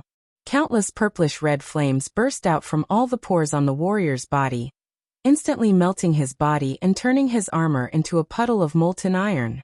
In just a blink of an eye, a living man was burned into nothingness. Wuqi held the blade tightly in his hand, weighed it in his hand, sneered and said, "An upper-grade magical item, a good item. The market price is 100,000 gold coins. I'll take it." Casually putting the blade into his storage ring, Wuqi continued putting on his clothes.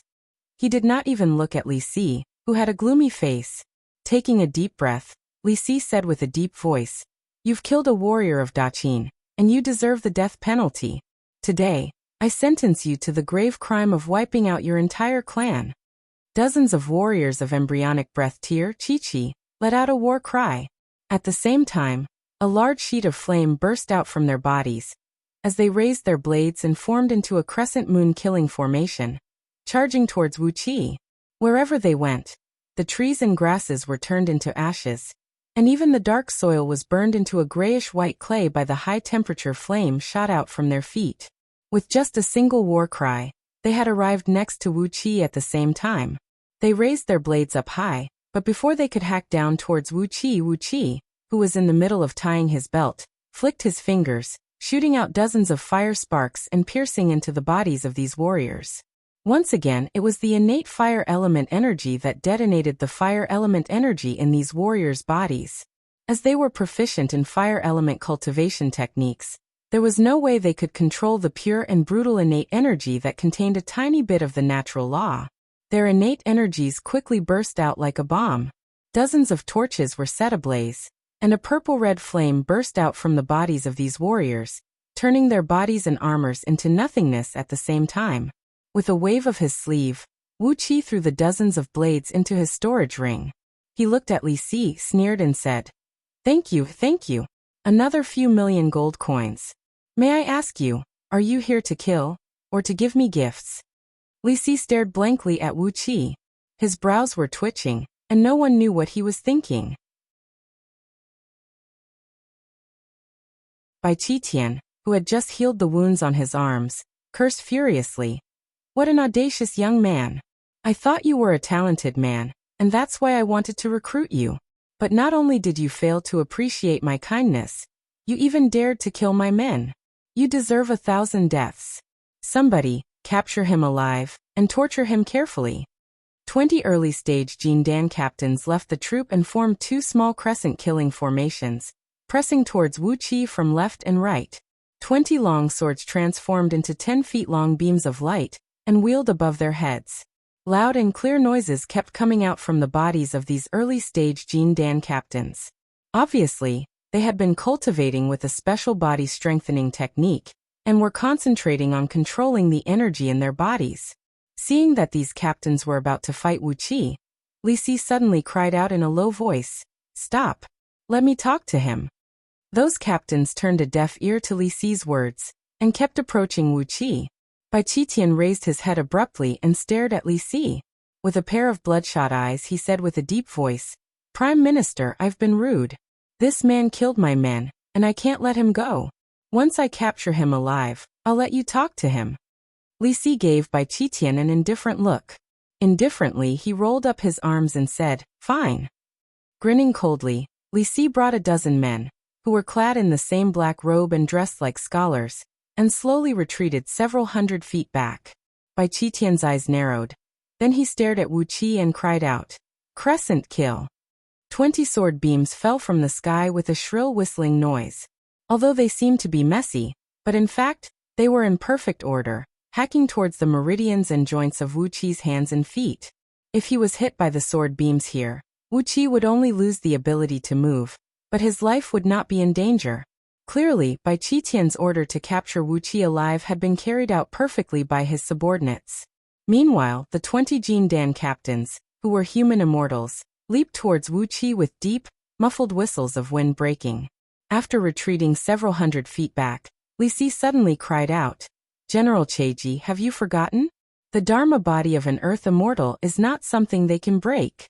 Before his words could fade away, miserable howls had already been heard. A five-colored gleam flickered in Wuqia's eyes, as he let the 20 sword beams fall viciously on his body. After that, the sword of greedy wolf let out a sonorous howl of a wolf, transforming into a cold beam that looked like a dark water wave, and was dripping with water vapor, sweeping towards those captains.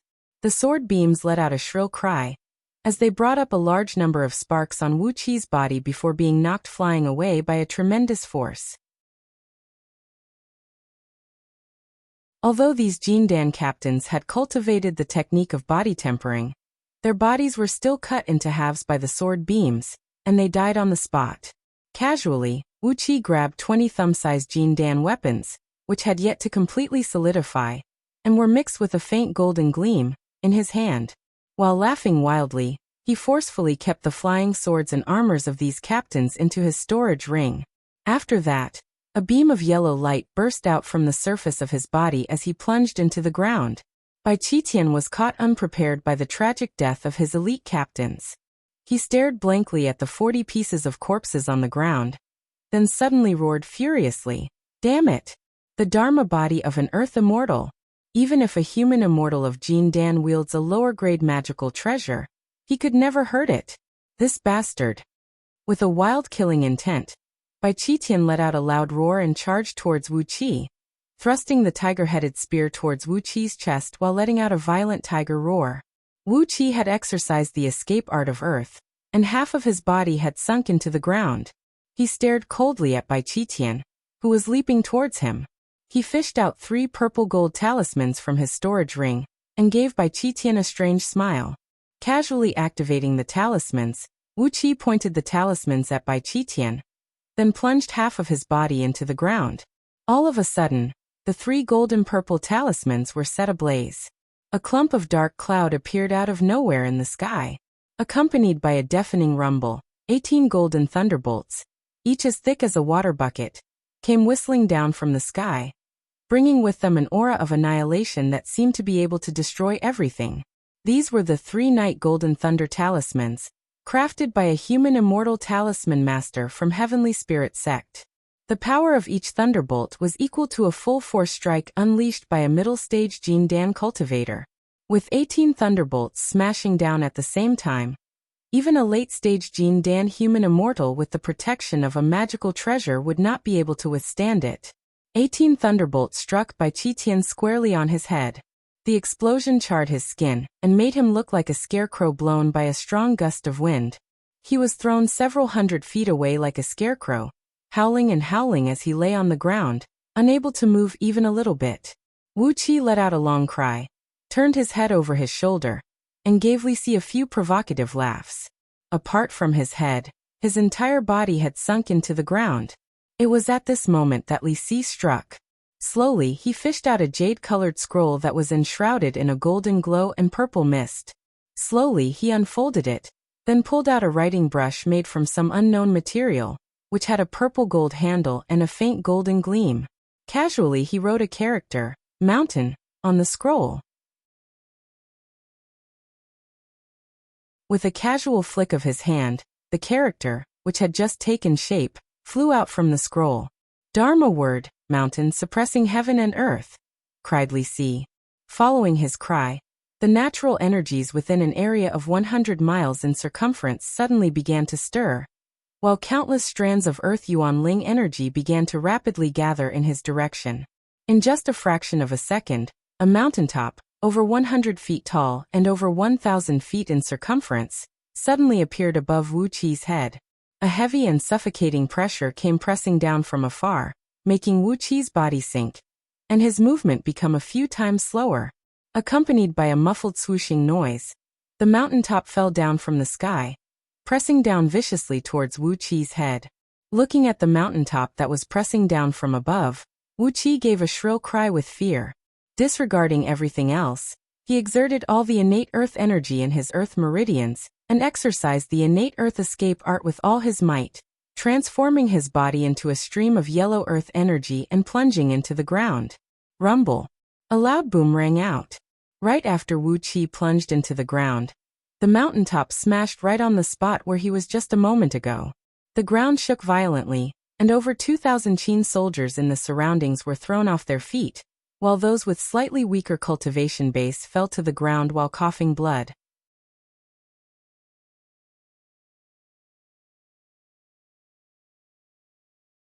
Chapter 164. When Wu Qi was less than 100 feet into the ground, a tremendous force came smashing down on his head. His indestructible body, which was a few times stronger than that of an earth immortal of nascent soul realm, could only resist for a fraction of a second before he was nearly crushed by the tremendous force. Cracking noises could be heard coming from all over Wu Qi's body, and he was nearly crushed. Blood kept bursting out from his 7 apertures. The tremendous pressure was like a juicer, trying to squeeze everything out of his body. Wu Qi could still withstand the pressure of a small mountain. After all, Earth Immortals of nascent soul realm had the divine ability to carry mountains and oceans. However, this mountain was not only extremely heavy, it also contained an enormous magnetic force of acquired Earth. This magnetic force had absorbed the soil within a circumference of 100 miles, connecting all the underground energy veins into one, and formed a tremendous force that pressed down on Wu Qi. An Earth Immortal of nascent soul realm could easily withstand the pressure of a large mountain, but when it came to a piece of land with a circumference of 100 miles, not to mention an Earth Immortal of nascent soul realm, even a Heaven Immortal who had cultivated his nascent divinity, would not dare to be smashed by a piece of land with a circumference of 100 miles. The terrible weight of millions of tons could crush any ordinary immortal into pieces. Wu Qi coughed out 3 mouthfuls of blood. Abruptly, the silver lotus, which had a vague connection with his mind, shot out from between his brows, unleashing a large sheet of lotus petal-shaped light that enveloped Wu Qi's body, firmly protecting him within the stamen of the lotus. No matter how the tremendous force came crashing down from all directions, the silver lotus remained unmoved. Following Wu Qi's will, it brought Wu Qi's body and slowly sank into the ground. After absorbing the innate energies of 5 elements found in Wu Qi's energy veins, the silver lotus, which was originally a pure metal element, had gradually taken on a hint of innate energies of 5 elements. Therefore, it was able to use the earth escape technique to slowly sink into the ground. Earth yellow light visible to the naked eyes was swirling rapidly in all directions, as if several dozens of Yangtze and Yellow rivers were rushing back and forth under the ground. A tremendous force of earth energy swept across an area of 100 miles in circumference. If Wu Qi's fleshly body was still in this land, it would have been crushed into the tiniest soil particles. The scroll and brush in Li Si's hands were unknown to him, and he didn't know what kind of secret technique he used. It was just a casual word, A sentence, but it had almost killed Wuqi on the spot. Panting and coughing out mouthful after mouthful of blood, Wuqi lay on the silver lotus with his eyes wide open. He raised his head and stared at the ground, which looked as if a Category 12 typhoon had just broken out, and cried out harshly, "Li Si, there is no enmity between us, but you've killed me so brutally. I will not stop until one of us is dead. So what if you are Li Si? So what if you are the Prime Minister of Daqin? So what if your cultivation is higher than mine? Didn't you also have 3 of your clans slaughtered by someone back then?" A valiant aura rose from the bottom of his heart, and the will to fight that belonged to Wu Wang rushed straight into Wu Qi's spiritual ocean. He leaped up and roared furiously, "Li Si, I'm going to kill you. Ha ha, just you wait, I'm going to teach you a good lesson." Panting and gasping, Wu Qi sat down on the silver lotus. For a moment, countless vicious and vengeful methods popped up in Wu Qi's mind. Wu Qi couldn't help but admire Lu Xiaobai, whose soul had fused with his own. How could she come up with so many vicious strategies? Wu Qi would never admit that some of these strategies were created by himself. It must be a strategy that only a heartless person like Lu Xiaobai could come up with. Gnashing his teeth, Wu Qi took out a healing pill and shoved it into his mouth, hastily treating the injuries on his body. After that, Wu Qi took out the 20 early-stage Jin Dan pills he had collected just now and threw them into his mouth. The quality of these Jin Dan pills was not high, and the amount of innate nectar in Jin Dan was very small. Therefore, all 10 false cores of Wu Qi could barely light up a little bit. On the contrary, the acquired innate energy of 5 elements, which he cultivated using the Qi circulating technique of 5 elements in his main meridians, had shrunk to a degree that was a few times more flexible and dense than mercury. The innate energy in his meridians, which looked like a tangible substance, was rolling and rolling along with the sound of waves. Riding on the silver lotus, Wu Qi descended 100 miles, then flew away in a slanted direction. When he was at a distance of 100 miles, he let the silver lotus shield him and carefully crawled out from the ground. He chose a dark and dense forest and came out from it. With a gloomy face, Wu Qi retracted the silver lotus back into his spiritual ocean and took off all his clothes. From his storage ring, he fished out a set of dark green soft armor, which was commonly worn by secret agents of scouting office when they were out in the wild. Although the soft armor looked inconspicuous, it was actually a magical item of good quality. There were dozens of nested aura-concealing talismans made by the expert talisman masters of Heavenly Spirit sect on the soft armor, which allowed the wearer to run without stirring up any wind, and would never produce any sound of wind breaking.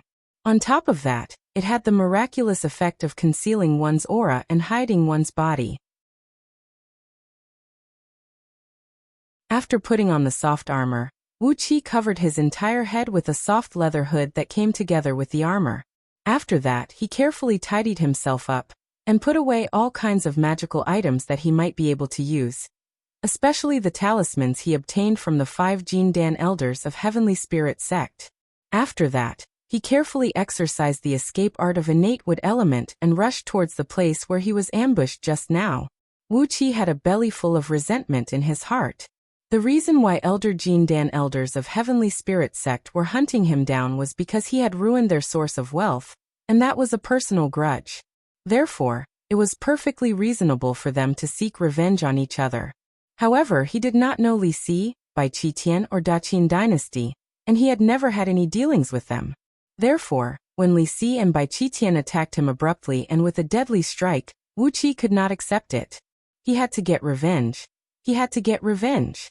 And he had to make Li Si and Bai Qitian suffer so much pain that they would never forget Wu Qi for the rest of their lives. Wu Qi clenched his teeth tightly, transformed his body into a wisp of green mist that looked like a ghost, and sped through the countless trees and grasses in the forest. While running at full speed, he was thinking in his mind. If not because he was 400,000 miles deep into Meng Mountains, where he could not mobilize the army of Great Yan Dynasty, he would definitely inform Yandan immediately, asking Yandan to assemble an army of several million soldiers and force Li Si and his men to stay in this mountain range. Surely, Yandan would be very willing to kill Li Si with the army of the entire dynasty. In the past, the crown prince of Yan dynasty and the prime minister of Qin dynasty must have had a lot of enmity between them. But too bad, he was now 400,000 miles deep into Ming Mountains. It was impossible for him to assemble an army here. The demon beasts and natural strongholds along the way were more than enough to devour any army. While running at full speed, all kinds of thoughts were tumbling in his mind. Carefully, Wuxia came to the place where he was ambushed just now. Li Si and his men were still at the same spot. 20 campfires were burning fiercely, burning the bodies of 20 Jin Dan generals who were killed by Bai Qitian. Li Si was standing right next to the campfire, singing a funeral song with an ancient and desolate tune. His voice was sonorous and piercing into the clouds, making Wuxia feel extremely uncomfortable. Carefully, Wuxia crouched in the long grass between a few big trees, staring coldly at Li Si and his men. When the corpses of the dead generals had turned into ashes, Bai Qitian took out a few white porcelain jars and collected the ashes. While collecting the scorching hot ashes, he turned to Li Si and cried out resentfully, "Prime Minister, why didn't you strike earlier? You've caused me to lose so many of my subordinates. How am I going to explain this to my father later?" Wuqi's heart sank. Judging from Bai Qitian's words, Bai Qi was indeed here. Li Si narrowed his eyes and kept staring at the darkening sky, as if he was having a mental journey. He did not give any explanation to Bai Qitian. Bai Qitian shouted angrily, but when he saw Li Si's expression, he had no choice but to shut his mouth obediently. Obviously, he did not have the courage to have a falling out with Li Si. Whether it was in terms of experience or position, he was too far behind Li Si. When Bai Qitian was done packing everything, Li Si came back to his senses and said coolly, "Let's go back to the camp. I wonder how many energy stones the others have collected during the past few days. If they are not enough, we'll have to stay here for a few more days." Li Si gave a glance at a small hill that was several hundred feet deep into the ground not far away, then said confidently, "Although you've lost some subordinates, I've also killed that little fellow on the spot. He was a lucky little fellow who possessed an indestructible body. The credit of killing him is equal to that of half an earth immortal of nascent soul realm. Although you've lost 20 Jin Dan soldiers, you've done nothing wrong. So, you don't have to be too calculative about it." Bai Qitian stared coldly at Li Si, sneered and said, "This little fellow was killed by Prime Minister himself, so I dare not claim any credit. Boys, let's retreat and return to the camp. Send out some scouts along the way, and if we bump into any barbarian villages, we'll collect some energy stones along the way." Wu Qi, who had his eyes hidden behind the light green crystal mask on his head, nodded silently. Bai Qitian and his men were collecting energy stones? Very good, very good. The main group of Qin army slowly broke camp and left the place. Li Si, together with a dozen of his attendants, was the last to leave. Hiding his hands under his sleeves, he stared at the small hill that was several hundred feet deep into the ground. After a long while he nodded and said, "He should be dead. He is just a little boy, so how could he withstand a single strike from me? He disperse." With a wave of his sleeve, the small hill immediately transformed into countless strands of earth element energy and dispersed in all directions. Only then did the magnetic energy gathered by the small hill slowly disperse. A muffled boom that sounded like a thunderclap rang out from the ground, causing the surrounding trees and grasses to shake violently. Stepping on the wing-shaped magical items, the Qin army flew toward the west, while Li Si and his men were flying in the middle of the group. Wu Qi exercised his escape art and followed behind them, flying westward. Along the way, he saw several hundred barbarian villages that had been completely slaughtered. The fire in some villages had not been extinguished yet. Obviously, they had just been slaughtered and looted by the Qin army. When they passed by a lofty mountain, Wu Qi stood on top of the mountain and looked around. Using his spirit eyes, Wu Qi could see an area of several thousand miles from the lofty mountain. Within the circumference of several thousand miles, he saw many similar fires rising from many places. Obviously, the Qin army was slaughtering barbarians everywhere. In the southwest direction, because the fires in the villages had set the forest ablaze, an area of several hundred miles in circumference of the forest was ablaze. However, no one was there to deal with it. The conflagration sent smoke and dust soaring high into the sky, while a sorrowful and destructive aura lingered in the direction. Qin army. Wuqi's heart felt heavy. The barbarians in this place were truly unlucky. Their ancestors had escaped from the war blade of Great Yin Dynasty, but now, they had fallen under the butcher blade of Qin army. In short, they were really unlucky. Following closely behind Li Si and his men, they flew over 5,000 miles westward. Surrounded by mountains, they came to a basin that measured about 100 miles in circumference. It was a flat grassland in the basin, densely packed with Chi-Chi's tents. Countless soldiers clad in black armors and stepping on wing-shaped magical items were gathering towards this basin from all directions. Wuqi did a rough calculation, and found that there were about 30,000 tents in this place. Judging from the size and scale of the tents, if each tent could accommodate 10 soldiers, there were at least several 100,000 Qin soldiers in this place. In the middle of the tents was a wooden city built with logs. Although the buildings were simple, they were still rather large. They stood in the middle of the wooden city. Above one of the palaces in the middle of the city stood a 200 feet tall flagpole, and on top of it was a black dragon flag, several tens of feet in circumference, waving menacingly in the wind. Shockingly, this was a field headquarters of Qin army.